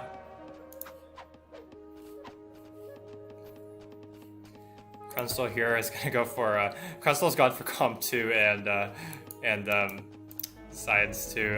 As British, you don't need to go for Commerce 2, especially if you're Senator. Yeah, I know. Yeah. Well, he got Senator late too. Yeah. But finally got a catapult coming out here from Warlord, so maybe we'll see some action down here at the bottom. Looks like they're setting up for a downable. Krunstall's here with them. Yeah, the first siege factory at 18 minutes into the game. There's a lot of units here though, so I don't know if they can hold this off. Although Minimalistic's gonna lose a heavy cavalry probably, maybe 2, not just 1. But Minimalistic's an age here, so that's nice. Yeah, and Minimalistic is doing the best in terms of score. Has a pretty good boom going along. 18 scholars. Would like to see Colossus being thrown down because I mean it's so cheap at this point. Why not? You're not gonna die. Yeah, or Gardens even. But yeah, Colossus is better. Colossus is better because I mean look at your pop caps, right? Yeah, exactly. Yeah, so. And you get the Chinese, they'll get those gunpowder units out. Yep. The spear lancemen. What are they? Fire lances. Fire lances. Yep. Yeah, those are nice units. So what do you think? Those are the best medieval age light infantry? Yeah, they're the only usable ones basically, aside from like American Javelineers, which you use because you need bodies. Yeah, well, you know I kind of like the Inca little macemen sometimes. If you want to skip using, that way you can use focus metal on your cavalry, and just use those guys. So those can be good, but they lose the range is the problem. Yeah, that's the problem. We do see here. Jack Sparrow has no scholars, so is going to fall behind woefully in the knowledge race. Has so much wealth, but no knowledge, and also his economy is not how do you very have good. no? Yeah, that makes no sense here. Your Romans get almost 1,600 gold and not 1 scholar. Yeah. You should have 3 full universities at this point. And on this side, Yarmax is kind of struggling for really much of any resource. The economy is just not great. Not enough wealth. Yeah, it's a little surprising they have full control of the water. Well, not full control, but basically they do. They're not really fighting for the water. He can use pretty much as much fish as he wants. Yeah, and the reason is, if you look at it, Yarmax has 2 fishermen, but neither of them are using it. It's because what happens is, if you have a bunch of fish that go, if you have a bunch of ships that keep on moving, they'll eventually push the fishing ships out of position. So once in a while, you just want to go back and check, make sure your fishermen are actually gathering, because this one's currently not. It's not using it. And we do see here, Minimalistic's gonna go for Colosseum. That's a bad choice against the Colossus of Krunstall or of Aqua. Sorry. It's just a far superior wonder. Yeah, Coliseum, I get it. You get border push, you get the cheaper force, upgraded attrition. I mean, I like Coliseum. I use it sometimes. You see me use it with Russia, border push, but there's no reason to use it here. Just get the Colossus. That's much better. No. Yeah, or I guess maybe, or if he wants, maybe get the terracotta. Yeah, or I mean, still Hanging Gardens would be good, right? Yeah, because you're still early enough where it's going to make an effect. Yeah, it's an impact. Yeah, once you get past age 3, the Hanging Gardens kind of starts losing it. But up until age 4, I'd say it's still pretty good. Yeah. Yeah. Okay. So let's talk about Colosseum, because I know that's a wonder that some people love, and I think people who are experienced with Nomad know it's like terrible.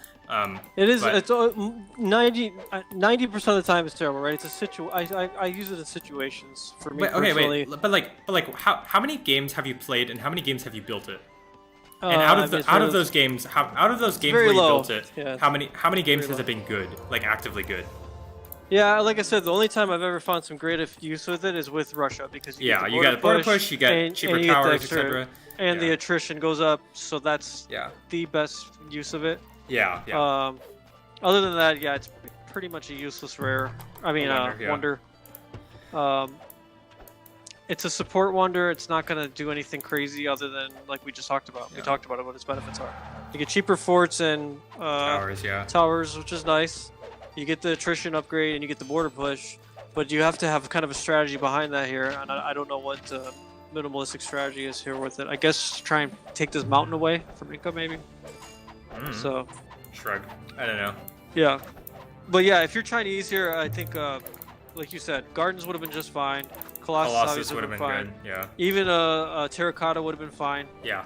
I mean, fucking Forbidden City would have been fine. Yeah. Pyramids. So anything really. yeah, pyramids. Yeah, exactly. Pretty much anything but. Colossus. Anything but Colosseum. Yeah. Yeah. Colosseum just sucks. Usually, yeah. You're right. 9 games out of 10, it sucks. Just once in a while, it has some value if you use it right. But here, it's just not the right use of it, in my opinion. All right, Aldi. Here's a discussion topic I have for you because it looks like we're just skirmishing continuously. Yeah. How do you feel about what? Okay, I know it depends on maps and nations and obviously and stuff like that. Colossus or Hanged Gardens? What is the definitive better, like H2 wonder? Because Pyramids obviously is not as good as the other two. Yeah, for those two, I mean, it's kind of a coin flip for me. You know, it really just depends on the situation, honestly. I mean, if it's me personally, I'd probably go with Gardens because then I just don't have to worry so much about my knowledge. I can focus on military. But, you know, it's obviously Americans or Inca with Colossus is just awesome, or even Aztec because you get all. I mean, those I think units any out. of those nations that are really good with booming are like they're really good with Hanged Gardens or Colossus, right? Like. Yeah, I think it's a coin flip personally. I think they both have a lot of benefit. I think Colossus has a better later game benefit than Hanging Garden. Hanging Garden, I think, I think Hanging Garden starts losing its benefit once you get to Gunpowder Age. Yeah, I mean it's still very good, but it's not as strong, right? If your opponent has relics and another knowledge bearer over you, it's only the same thing. 50 extra, you know, and then the cheaper for the, you know, non-library research or whatever. It's nice, but it's not game changing. Whereas if you have a giant Gunpowder Colossus army, that's gonna be game changing. So yeah, I mean, so for me, I think Hanging Gardens is better, and it's like by a good amount. It's like not it's close, but it's not like I think it is actually like actively better, in general. Anyways, like on average, I would say. And the reason for that is if you're rushing, Hanged Gardens is insane. It's really, really good. We do see raids continuously from Aqua and stuff.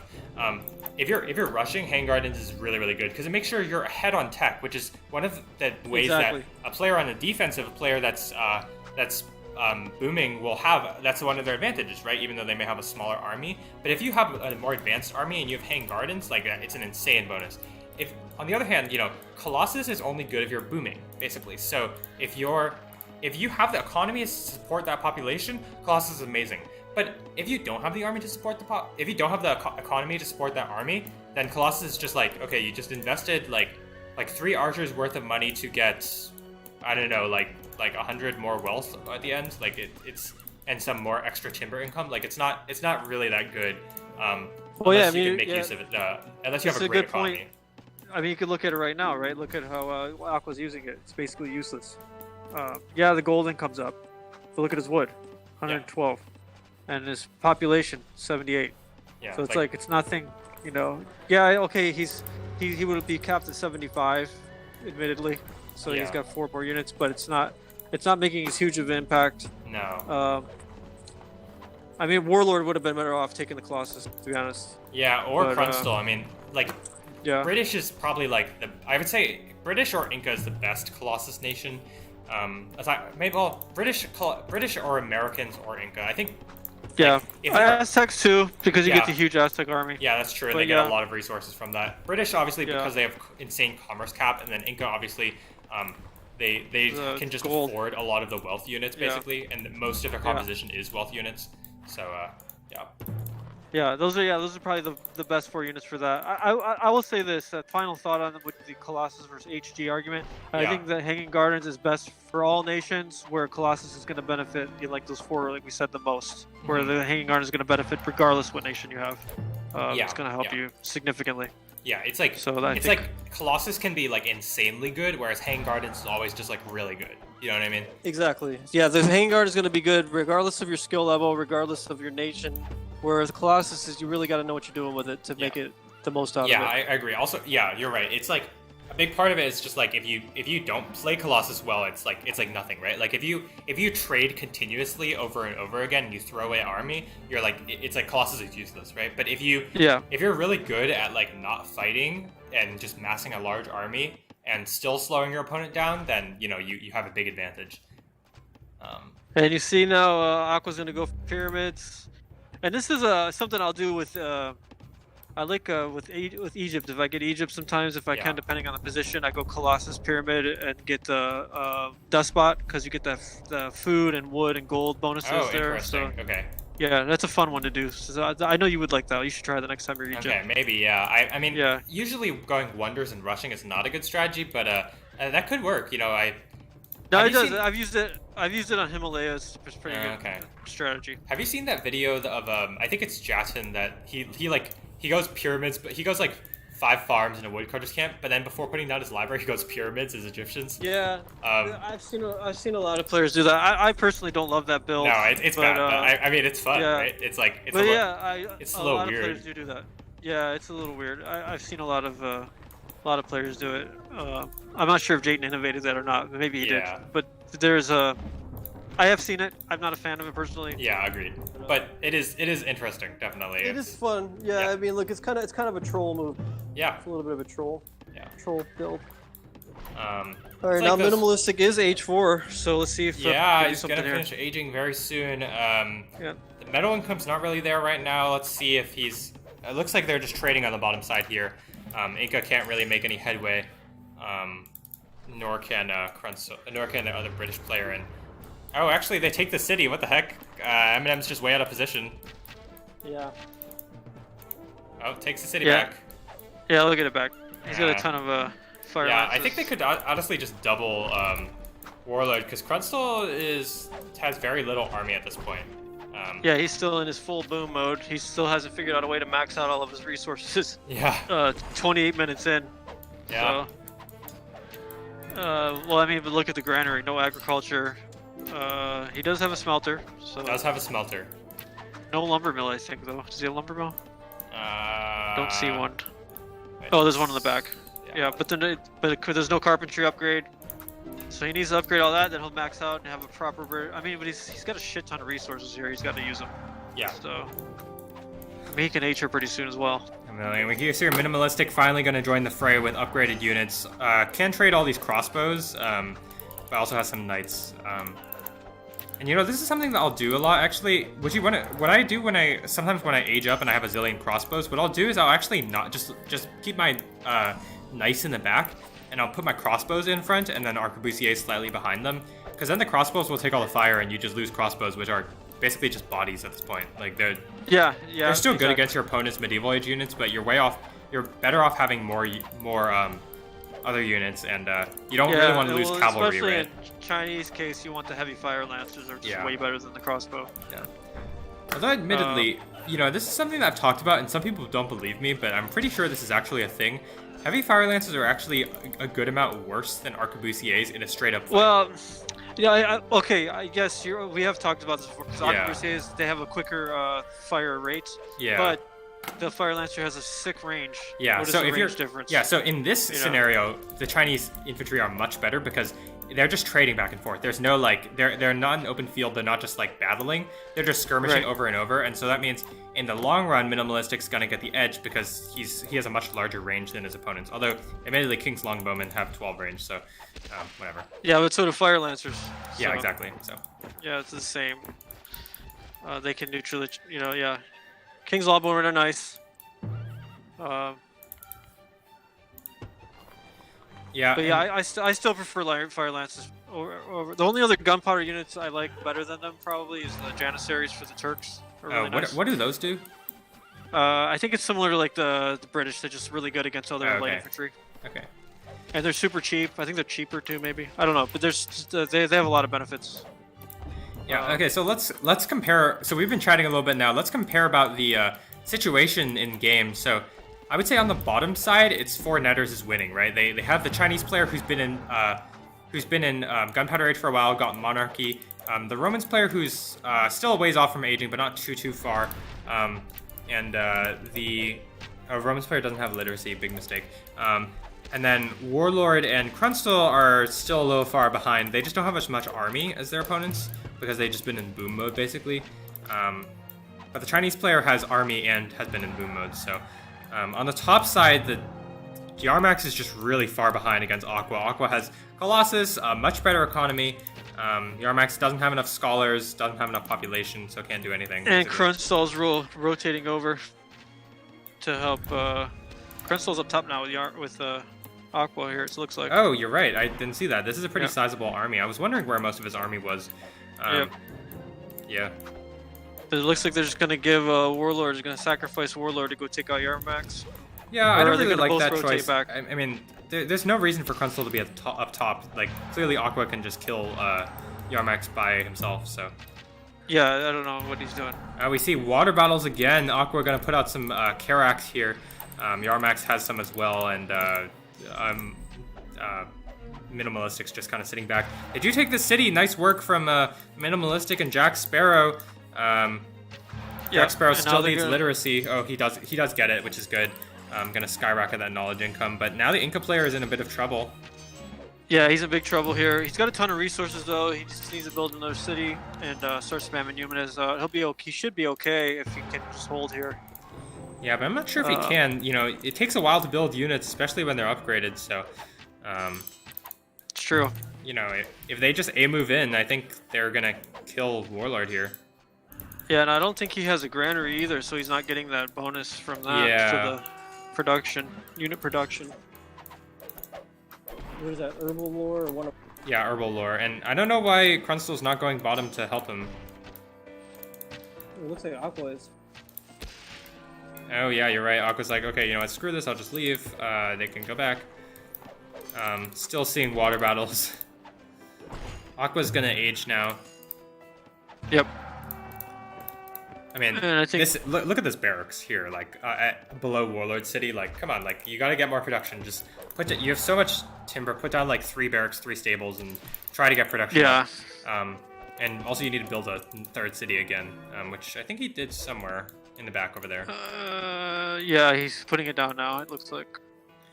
Aqua's here with some army, but not upgraded. The Chinese player is quite far ahead. Yeah, should be able to. Minimalistic's in full control here. He should Yeah. be able to take this. Actually went Calm 3 instead of Mill 4, a bit of a mistake. Sure, Yeah, you're we've getting seen more that. metal and food, but you know, the armor Yeah, upgrade you is always so want crucial. Mill 4 is Also, your pop especially caps. when you're on. Yeah, and when you're on the offensive like this, that extra armor is gonna just help you big time. Aqua shows the army, a bit of a mistake. I think you don't need to show the army because you can't fight right now because your units aren't upgraded. Yep. It looks like he's in trouble. Looks like Crunstall's just being a little bit too passive right now. He has more army than Way too Yarmax. passive, yeah. And he's an Cusco, age the up. Senate got moved. Yeah, but Warlord's in trouble here. Yeah, Cusco's gonna get taken out, and the Warlord's economy is just not there right now. Yeah, he's got a bunch of gold, so he'll be able to bounce back, but it's going to take him a little while, because look, his food's back down to 90. He's going to need to get his economy back in order. Yeah, before and he in can really fact, get an army his back. age might be denied here. It's going to be close, yeah. Yeah, and Aqua's gonna start fighting without finishing up the upgrade. Bit of a mistake. You really need Yeah, I to don't know finish why up the he's- upgrade. There's, Yeah, it's a big, You big know, mistake. I think this army has a chance against the combined armies here, but especially considering Jack Sparrow hasn't aged yet. He doesn't have enough food. He overproduced Javelineers, it looks like. Yeah. Although I will say, if you look at the army composition of Minimalistic, he's lost all his knights and has 1 heavy pikeman. So if Aqua can put together some more heavy cavalry along with the Inca player, maybe they can make something happen. Yeah, but I think it's just too little too late now. It's going to be up to Yarmax, Crunstall to kill Yarmax, I think. Yeah. Aqua really needs Monarchy here. Just getting the bonus to the cavalry and pumping out a lot of heavy cavalry would be really, really good. And now here comes Mill 4 from Minimalistic. He's going to have a very strong army here shortly. Yeah, although, if you look at the population, Minimalistic did take quite a few losses. He was continuously reinforcing, but did take a bunch of losses. Gunpowder he's Age pop is capped. going to finish up, Yeah, he is pop capped. but Cusco's going to get taken now. That's Yeah. bad news for Active War here. Yeah, like I said, they still have a very good chance up top because Crunstall's way ahead of Yarmax. So that's going to be the... if I'm Aqua, just go rotate up and just kill Yarmax. Just Yeah. let let Warlord just hang on as long as he can. Just protect Crunstall's cap, maybe put a castle there. Yeah, I mean they need to move fast because if they don't kill Yarmax before Warlord loses all of his cities, then they're gonna start killing Krunsel's economy, and that's not ideal either. No. Yeah, it's gonna be. Well, it looks like for now Aqua's gonna stay. He's hanging out at London, so maybe he's gonna stay and try And and if you defend. look at this is a very greedy build. Aqua's gonna go for Science 4 instead of Monarchy or Mill 4. I don't like this choice. I think you just need to get more units onto the battlefield. There's really like sure, your Science 4 is going to speed up your Mill 4 and your Monarch eventually, but in the meantime, the Chinese player is out booming you, you know? Well, he's got Monarch as well. Minimalistic Yeah. has Monarch, so he's gonna be. I don't think he has. He doesn't have tactics though, or operations, which is kind of a mistake. Yeah, that's a big mistake. You really need those armor upgrades.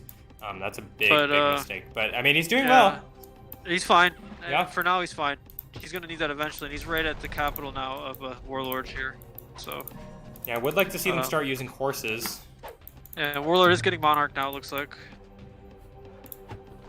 So. Yeah. Let's see if they can kill him here. Well, I'm at 35-18 right now. Oh, okay. A little ahead. Okay, he cancels the raise. I'm gonna go for a Monarch, and look at all these production buildings. Need some more citizens to build those, really. Yep, he's gonna go for Monarch. I think Monarch is probably a good choice, given that you're Inca. Democracy could be fine, but I think either one. Could be fine, and just get one of them. But Yeah. I personally, in this case, would like to prefer Democracy because I just like using it for defense. But Monarch's great because you're gonna pump out all those forces fast. Yeah. So. Actually, you know, given this situation, I think you're actually supposed to go for Monarchy because you need that. So one of the democracy. One of the powers of democracy is you get better production speed, basically, and so that's what he needs right now. In the radius. Well, in the radius of the president. If Yeah, the in the radius. is Yep. Yeah. And then the president also gives the defensive bonuses to the building, so that's really good for Maya, obviously. They're gonna go for Cotopaxi. There's not enough units here. If Aqua can flank the siege, maybe they can make something happen. Yeah, and no wagon from Sparrow, so he's burning a bit here. Yeah, but I mean, Sparrow has a large army. It's okay. He's doing okay. The city's gonna get taken down. There's no temple here. Yeah, Aqua's there is here with a fort and a lookout though. Force march. I think force march, yeah. Yeah. Alright, not sure who's going to win this fight. City is taken by Jack Sparrow. That's going to be good for him. He's going to get a nice boost to his economy. He actually also went Science 4. Don't really like that choice. Mill 4 would have been really good as Romans, or also Monarchy is fine for the... Yeah, because Mill 4 with Romans, you get the free upgrades anyways for the 4. Yeah, so now it looks like this game's going to be over because, I mean, Krunsel's just playing too passive on the other side. Yeah, and Krunsel is just... I don't know what he's doing. Just gave it away because Yarmax was an age down for a good 5 minutes. He could have killed him. So I don't know why he waited so long. And now Mayapan's going to be in trouble here. So now Minimalistic is finally, after getting Mill 4 and Monarchy, is now going to go for Science, which is a good choice.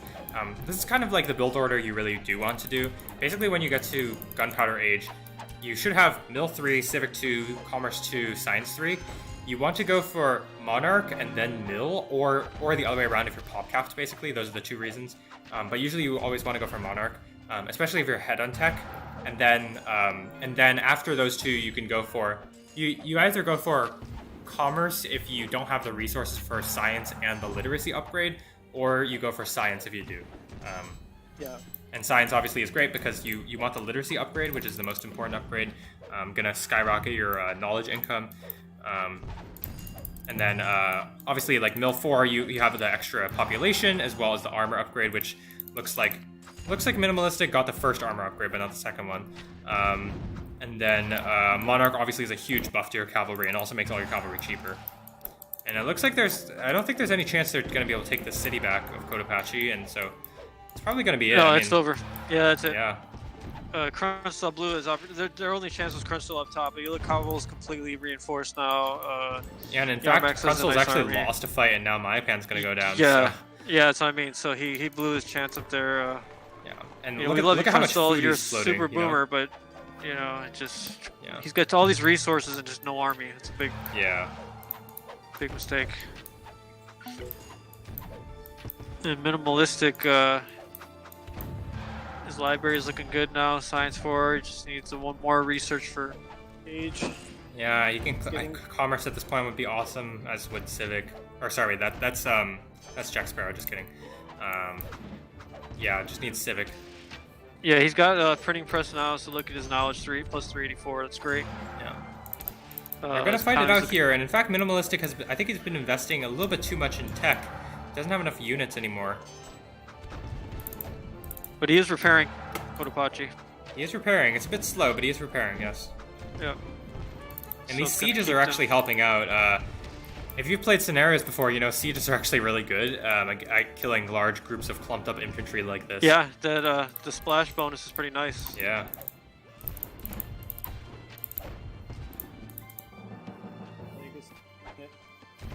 But I mean, look at Warlord's economy, right? He's dead. Toasty, yeah. He's got a bunch of gold though, still at least, but he has no market to sell anything. Yeah. And It's only a few seconds left. Well, about 30 seconds left on the timer. Yeah, I have a minute left here, but yeah. I mean, there's no way they're taking this back. There's no siege here for any of the players. Yep. And Yarmax is now marching in on Mayapan. Yep, he's gonna go for it, and I mean, there's a couple towers here, but that's not gonna be enough to save the city here. no. I mean, maybe it will. I don't know. I mean, it will maybe for a moment, but it's not gonna. For the long run. Yeah, and it does look like there's like 30 seconds left on the timer, so that means Warlord is going to die. And Yep. Mayapan is taken. I mean, that's gonna be GG. Wow. Yeah, it's good work here. Blown opportunities, I think, for active over here. Yeah, definitely. And well done to Minimalistic for having such a good boom going. Amazing job there by Minimalistic. Only critique there would be get those armor upgrades sooner. Yeah, yeah, really. That's about it. So- Also, the army yeah. composition was a little bit off, but other than that, I mean, Yeah, for the most part, well played. yeah. Yeah. So good work. Congratulations there. Warlord is defeated. They take back the city of Mayapan, but I mean, this game's over. Yeah, because now Minimalistic has gardens now too, so he's gonna be able to go H5 if he wants. Yep. Oh, actually, it's Jack Sparrow that has gardens. But yes. Oh, never mind. But anyways, plus 384 knowledge is great. Here. Yeah, that is going to be it for this game. I'm going to go and fast forward through it. Yeah. Yeah, and we're going to see a third game now. Let's take a quick look at the All right. stats here. Yeah, Minimalistic just has the most kills, and Warlord has the most losses. This was not a typical whole game, right? It's very passive. No, it was a very strange whole game, but it turned out to be exciting at the end. So, you know. Yeah, so it's going to Good be... job. Now it's going to be 1-1 is the score. And we're going to load up game number 3. So is this a battle for the not to be in last place? Whoever Yes, wins not this to be in won't last place in your group, yes. Okay, so this is an important game here Yeah. for bragging rights. Yep. Who's not the worst. Not the All worst right, in the division. game number 3, here we go. Yep. I'm ready when you are. All right. 3, 2, 1, go. All right, we're on Southwest Mesa this time. Let's take a look at the players and their nations. Looks like it's going to be the same set of players. It's going to be Aqua with Indians, Krunzel with Turks, and Warlord with Aztecs. They're up against Minimalistic with Bantu, Jack Sparrow with Koreans, and Yarmax with Persians. Okay, what do you think? Who do you think has Yeah, the a little better head scratch here. Krenstall is not as rush player Yeah, at all. it's You know, I don't know. little Maybe he's gonna confusing. switch it up. He's gonna throw a curveball here. Yeah. I do like it though. Aztecs and Turks together with some Yeah. Indian support. That could be nice. I definitely think they probably have the edge here if they use the nations better. Yeah, I don't really like the Persians pick. I think Persians are really bad. I do I like. don't. I like Persians. I mean, they have a lot of. I mean, they're benefits, just, fine, but like I would yeah. pick Indians over Persians every day of the week. Yeah, probably. But you know, you get the cheap civ, you get the free caravans is nice. Yeah, yeah, Um, and I think Persians the best. And yeah, the go ahead. Sorry. gunpowder age units are awesome. Those, Yeah. They're gunpowder best- immortals. Yeah, the best benefits of Persians are they have the ranged heavy infantry and they have elephants. Basically, Yeah. those are the two best benefits. Yep. And then obviously the civic discount is good, but it's not amazing. Free taxation is nice, not amazing. Yep. Um, But it is nice, especially with a lot of rares, to get those free rare up. You know, yeah, what is it, exactly. plus- Extra wealth for rares and all that. Yeah. Yeah, so that's nice. Koreans are Koreans, so yeah. Let's see what Crunchstall does. I'm curious to see. Maybe he'll rush for once in his Yeah, life. or maybe he'll boom So- with Hanging Gardens. You never know. Yeah, Turkish boom. I mean, you can boom with Turks. You It's can not boom with unheard of. Turks, yeah. They have Yeah. really good gunpowder unique units. Their sieges are awesome. And Yeah, light infantry exactly. are good. Like gunpowder, I mean. Yeah, so we'll yeah. see. And Koreans is a pretty good counter to Turks if you're fast, right? Just put, if you can get 2 citizens on whichever city the Turk player has gone for, you know, it's going to slow down the time immensely. Oh yeah, for sure. All right, so But let's see where they line up here. yeah, so we've got the light blue Indian player Aqua on the right side, the blue Aztec player Warlord, and then on the very, very left side, the purple Turk player Crunchstall. And then we have the red Yarmax player, the red Persian player Yarmax, next to his teammate Minimalistic, the yellow Bantu player. And then we've got on the very right side, Jack Sparrow, the green Korean player, facing off against Aqua. Who do you think? Okay, in a 1v1, who do you think wins, Indians or Koreans? Oh man, it should be Indians, elephants, but I've seen some really good Korean players counter elephants with all those militia and towers. Yeah. So it really just depends who. Aqua's probably the better player. I think we've seen Yeah. than Jack Sparrow, so maybe he could just for his micro and his playstyle, it's probably better. But yeah. I like this position here actually from Korea because you can put a tower on top of the mountain here. Would be nice, and you get Yeah, a little bit of bonus You know, actually, with the cliff. to me, it's a little bit of a struggle, right? Like, I think Indians are favored in this matchup because the Koreans player has to be aggressive, right? Indians, you know, they have those elephants, so that scale really well into the late game. They also have extra wealth income, so they're gonna have a better long game in general than the Korean player. And so, you know, and if it's not like the Indian player can go on the aggressive because the Korean player will just repair the cities and get up really cheap towers. And so it's going to be on the Korean player to be on the aggressive side. But this hill is actually, this mount is actually going to be pretty annoying, I think. You know, if Jack Sparrow can use gems, maybe he can put the production a little bit further up front, which would be good. But this hill is like, it's hard to get your units around. It's, you know, it's really annoying to get trapped on the back. You can't retreat at all, that sort of thing. Yeah. Yeah, we'll see. It'll be interesting to do it. Let's take a quick Could look at see- the ruins bonuses. You could just see a triple, and just have Aztecs come put here, have siege, and kill. Jack Yeah, Sparrow that's true. fast. Definitely. We see That could be a militia fun- build and stuff. Yeah, fun little move. You know, 2 or 3 elephants, 4 sieges, and a bunch of units from Aztecs could kill them fast. Yeah, definitely. Do see the scouting's pretty even so far. I guess slight edge to the Act 4 team because Warlord has 1 more ruin than Yarmax. Let's take a look at how they're scouting. Looks like 4Netters and actually both teams are not doing a super great job scouting thus far. I mean, it is early on in the game, so.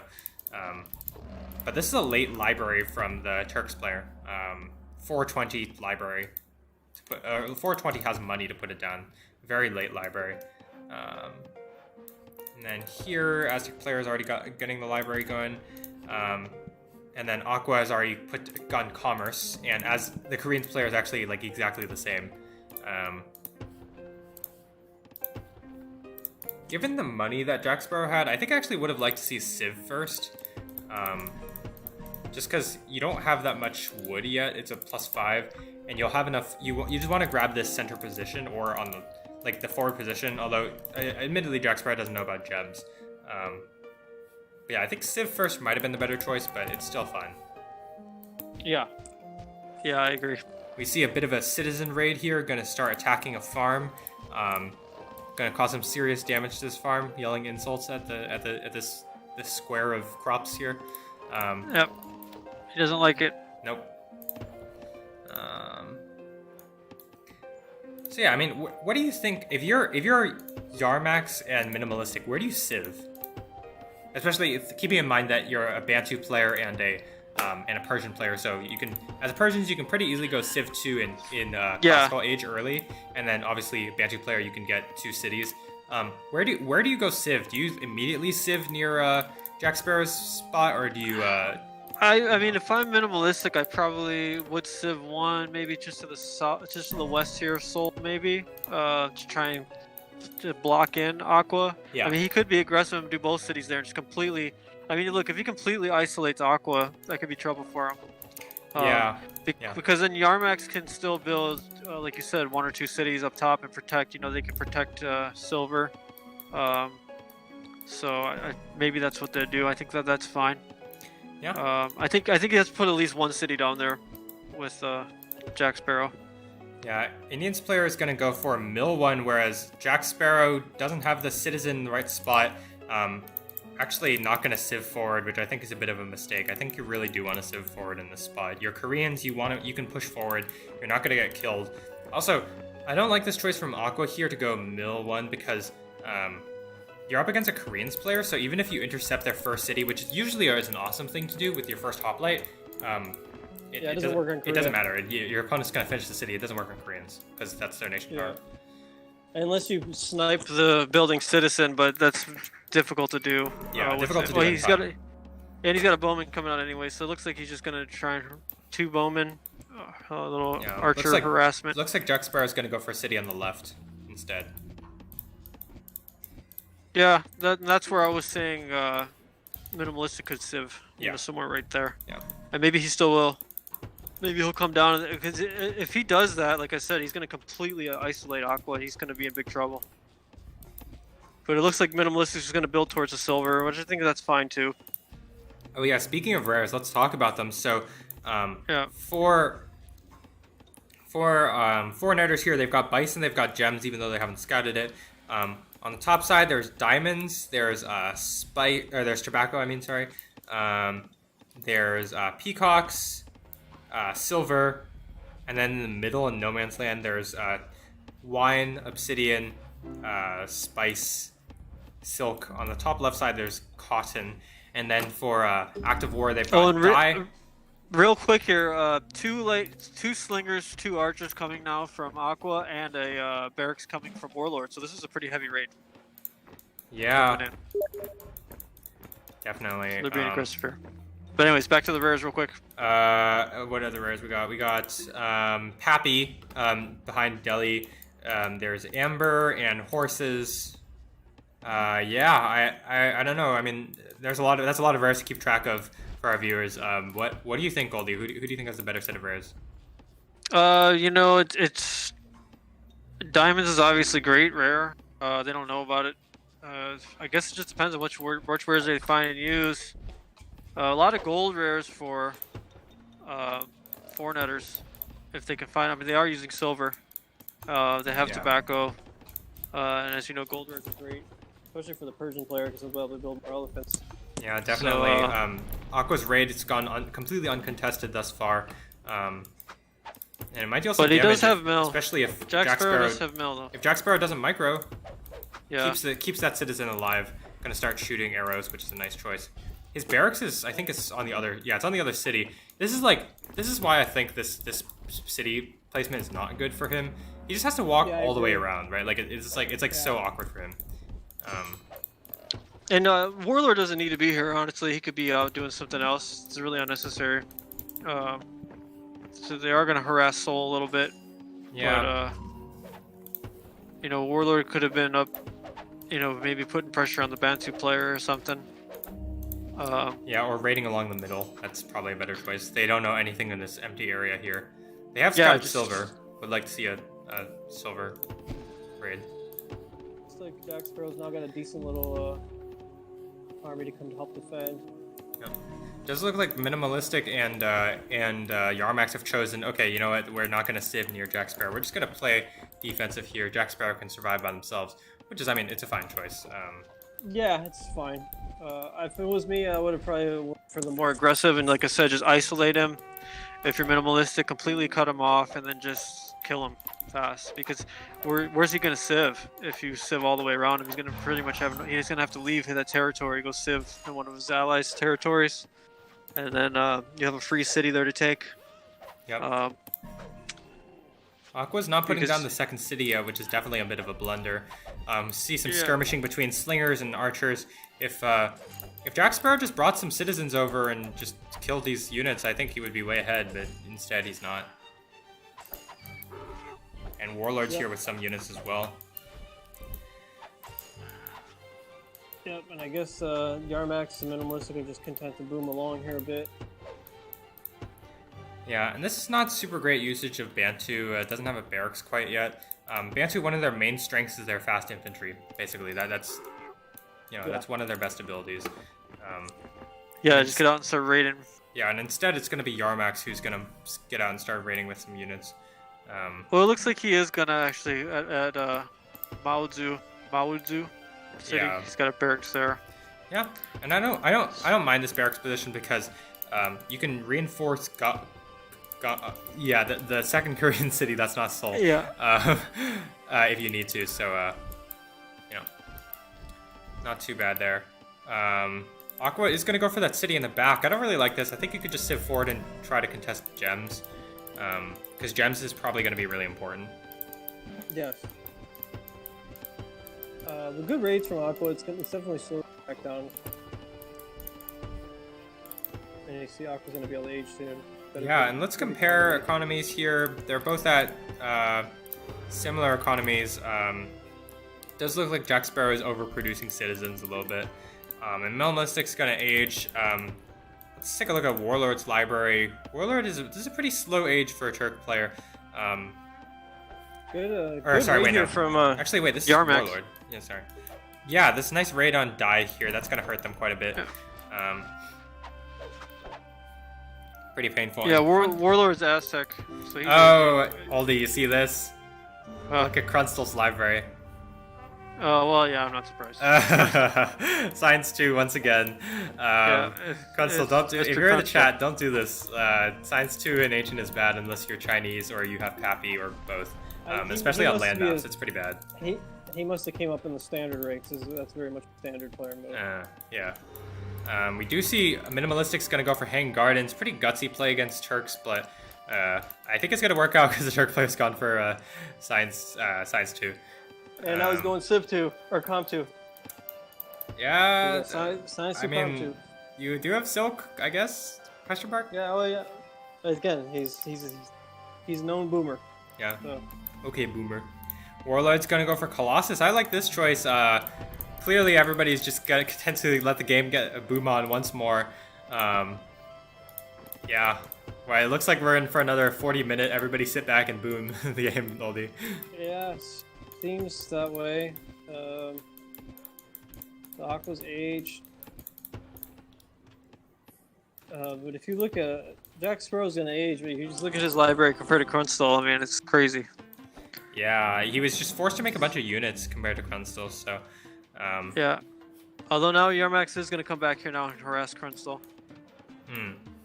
Yep, these units are definitely annoying. He has 5 units there. Krunstel is still in the Ancient Age, so he doesn't actually have a barracks yet. So this could be a quite dangerous raid on Istanbul. 6 units, actually. Yeah. Barracks is coming now. Would like to see the Persian player actually sneak and try to use Dai to get that Civ 2, just so he can get closer to his opponent, basically. Because right now their borders aren't even touching. Raid's gonna start over here.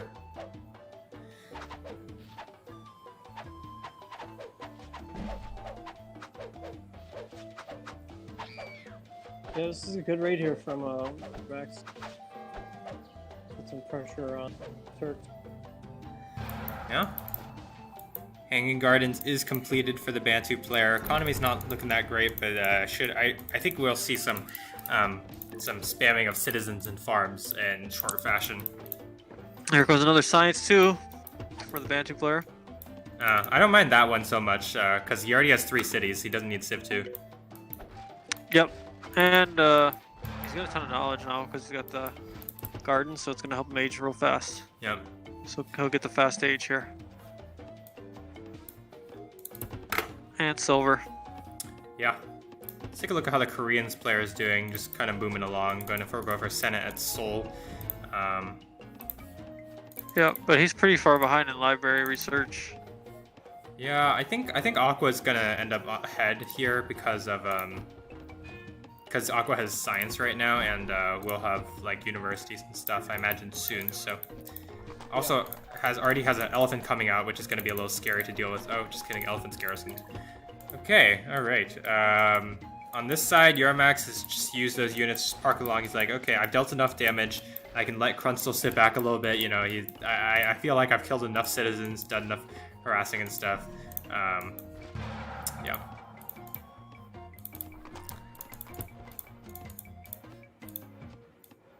All right, Aldi, what do you say we fast forward to some action? Yep. Okay, I'm gonna go to 20 minutes or until something happens. Sounds good. Because everybody's just booming.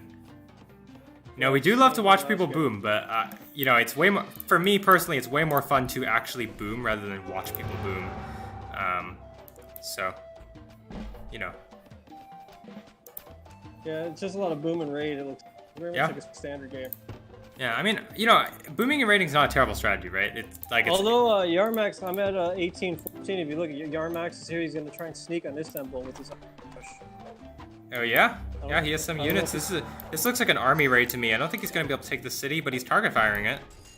Oh, actually, look at this. Krunstel's gone for Despot. Okay, I'm going to stop at 18. I'm going to stop at 19 minutes, alright? Alright, that's fine.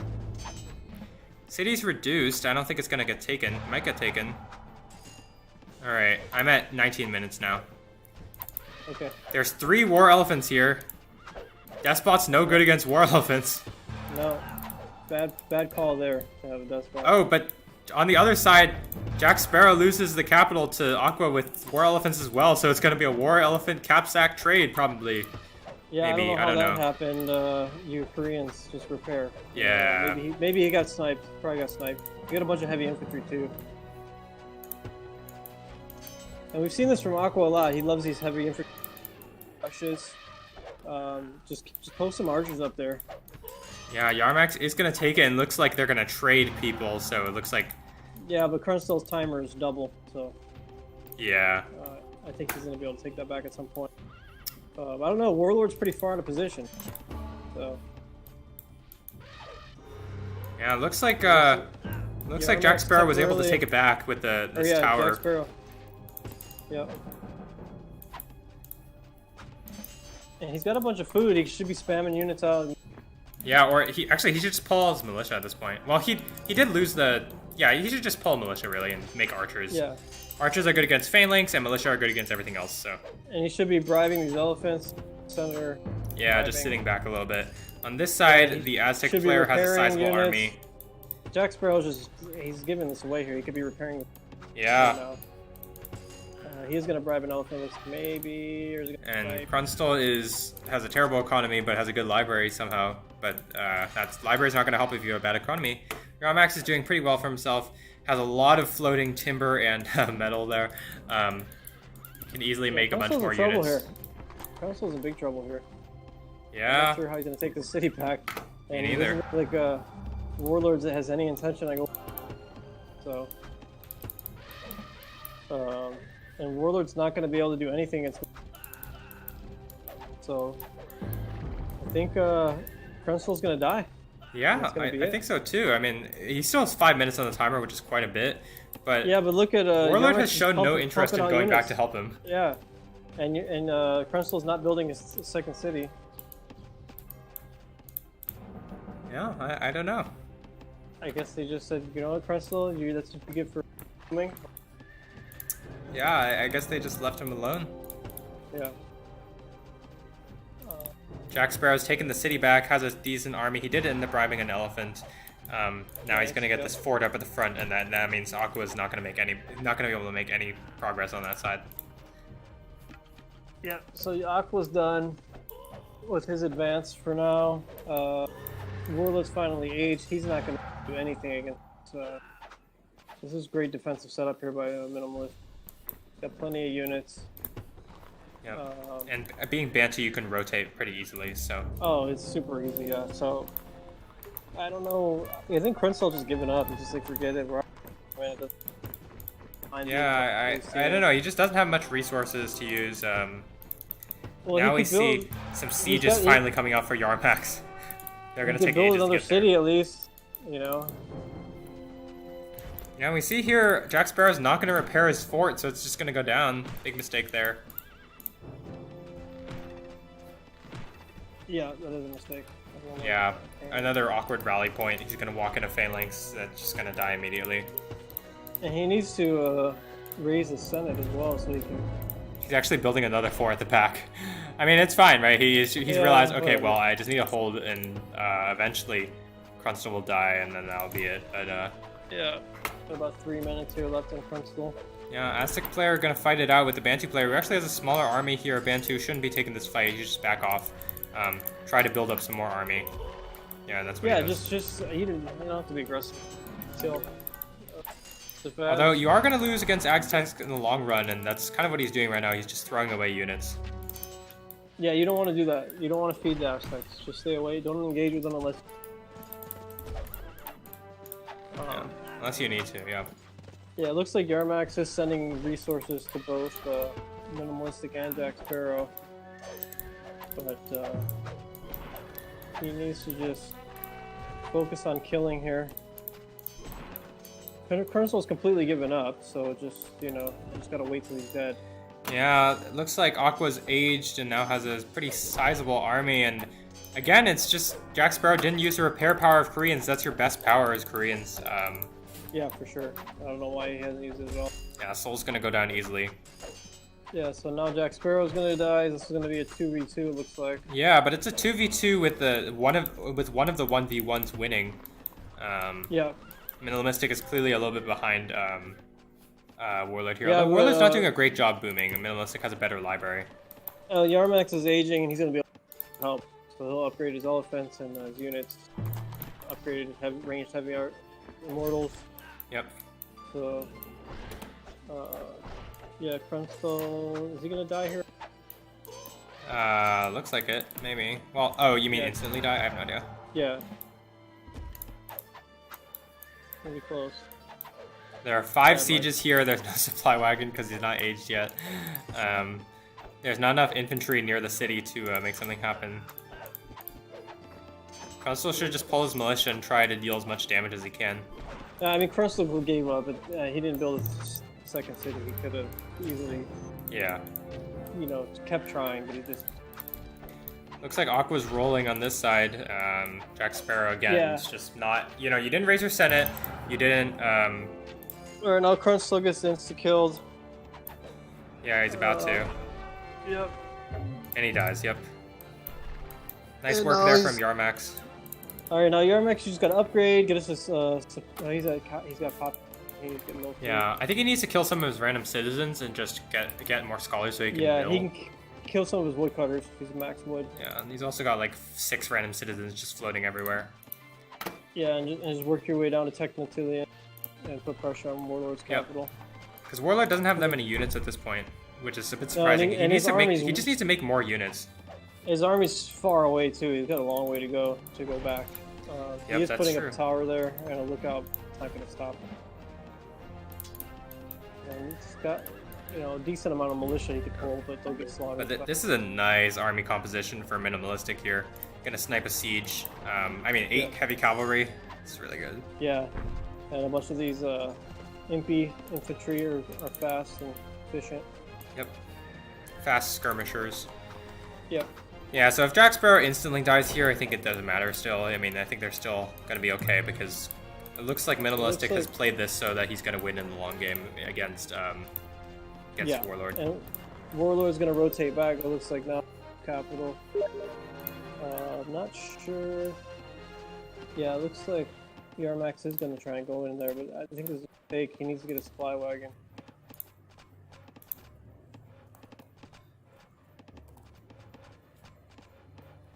There's no attrition yet from Warlord, but I'm sure he'll get it.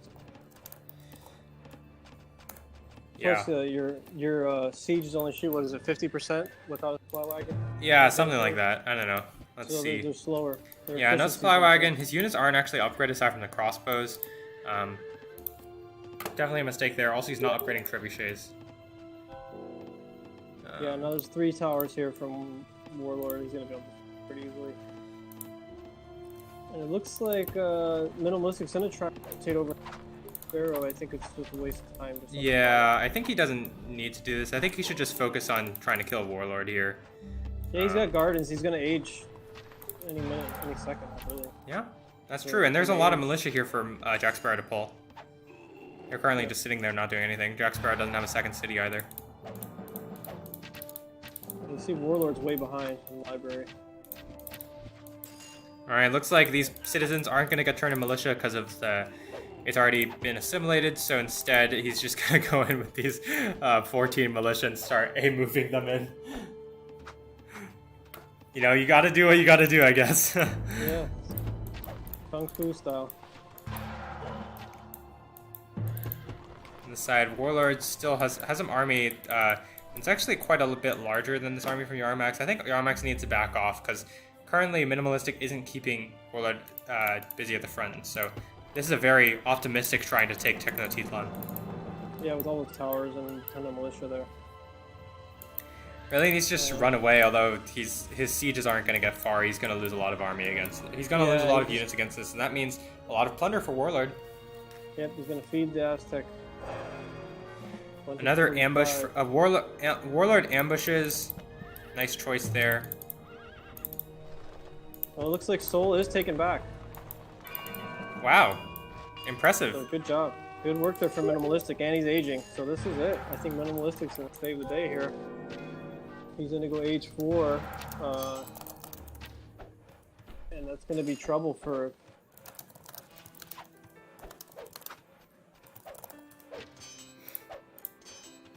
Oh no, it looks like now Warlord's going to take it. So somehow. What? Just for a second. Just for a second. He had some units. Oh yeah, sure. And now Oh wait, what the heck? Yeah, Oh sure. How did he have some units? He built a barracks there way earlier. Oh, and there's like 6 things. Okay. Yeah.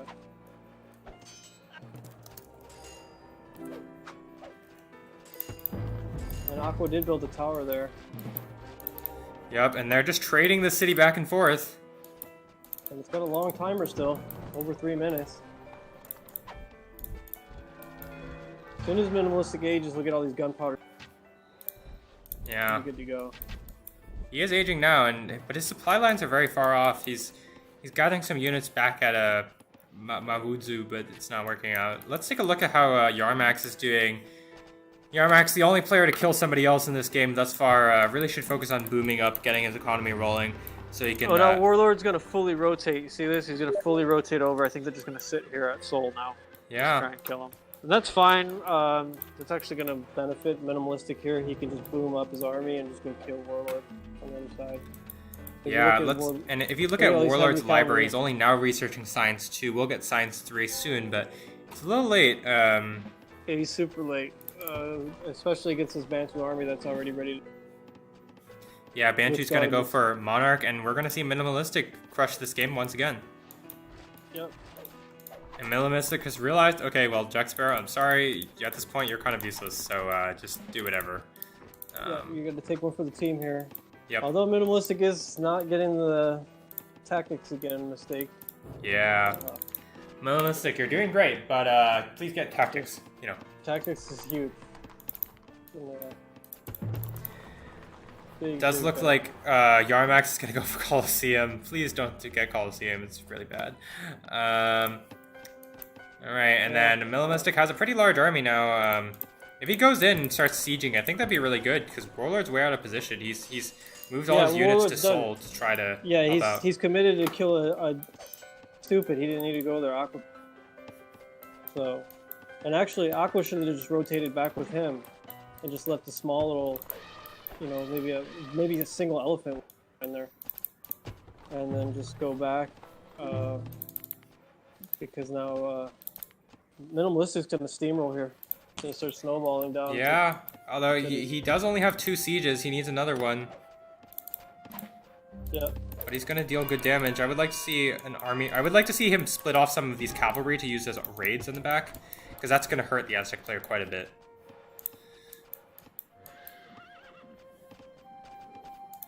see, Warlord is beginning to head back. Warlord's still but quite I a mean- ways from aging. He's not going to be able to deal with this, even without tactics. Monarch is strong enough to deal with. Yeah, really. Yeah, minimalistic. You're doing a great job. Just don't forget tactics. That's a really important thing. Yeah, it's just a rookie mistake. He'll learn. He'll learn. He also needs to make more units, I think. Yeah, for Bantu, you need to have probably double this. Yeah, you don't want to just lose a fight against Aztecs, because if you lose a fight against Aztecs, you're dead, right? Yeah, you're just gonna fuel the fire. He also needs to get herbal lore, get that troop production and the line of sight improved. And I think in gunpowder you can get, what's the next one? Agriculture or whatever it is. I don't know. Medicine. Medicine. That's what it is. Medicine.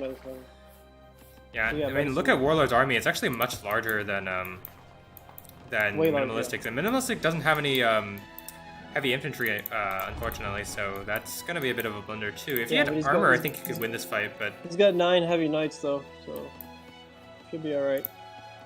12 here, I see. Oh, I'm sorry. No worries. Counting is hard. I understand. Well, I didn't highlight all of them. I just did like a quick All good. No worries. drag. Looks like he's gonna go for a But yeah. charge. Yeah. I think he should be able to hold here. Yeah, I think so too. I think Warlord is a bit out of position. He's still not moving his units in. taking a back fight. Zochi Calco will be taken, Yep. and that means a lot of scholars killed probably. Minimalistic And should I just think- move in, kill these scholars. But he's gonna fight. He's gonna fight it out now. Yeah, he's gonna get some good plunder from this. He just has a bigger army. Yeah. But Minimalistic does have the unarmed heavy knights and stuff to deal with. Yeah, but his opponent has armor, so. Yep. if he had armor, it's he'd hard win to this say easy, who's but- gonna win this. I think think- Warlord will. He's got too many units. Yeah. Where's his general? Oh, Jack Sparrow dies. Yep. Adios, Jack. But now look at this. Yarmax is back at the capital of Warlord. And Aqua's way out of position. Yeah, but I mean, it's gonna take a while to siege down. There's a fort, 2 towers, and a lookout. Yeah, but he's got 4 trebuchet, 3 now and a 4th coming. Once this first castle goes down, he could get the sack. But I mean, Minimalistic has lost his entire army, and there's still a lot of army for the Aztec player. And true. that's why some people think Aztecs are really. One of the reasons why Aztecs are really strong. They're actually Yeah, that really, plunder. really good in the late game. Yeah, their plunder is just insane. But it's going to keep him running around back and forth. Yeah, I mean that's true. But if he keeps taking good fights and his opponents not backing off, he can 2v1 them pretty easily. Oh yeah, because he's just going to keep feeding off the plunder. Now he's aging, especially. Yeah. So, and he's got a double ambush here. Really didn't need to do that. Just one ambush and then force march with the other general. But it's, Yeah. Just a little bit behind you, but yeah.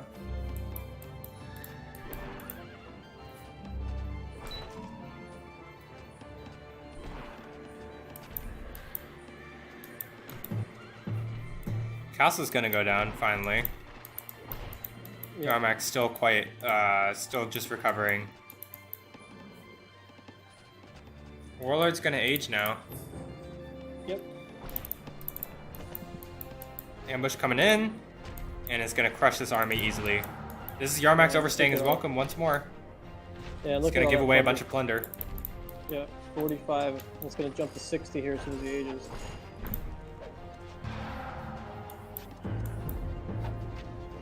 Yep, now you're going to start seeing all the 60s coming. Just look at that Aztec resources just going up and up. Yeah.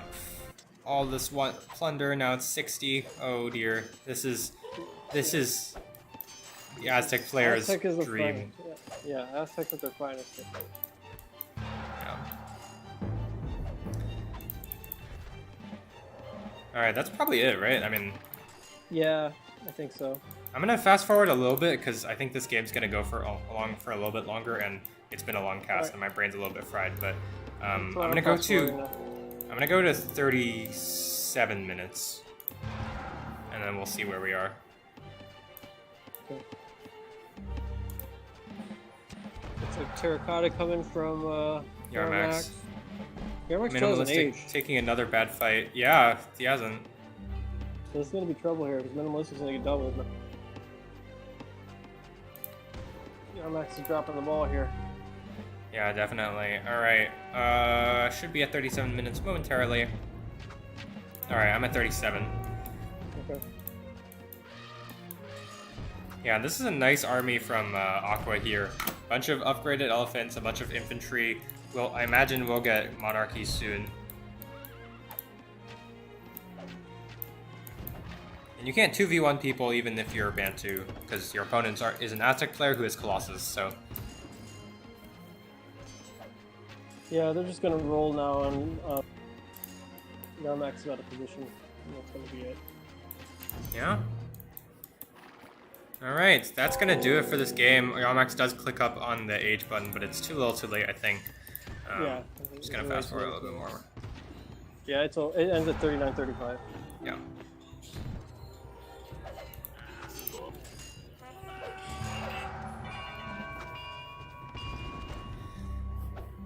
Alright, and this is insane plunder, obviously, for the Aztec player, and now Aqua's just rolling here.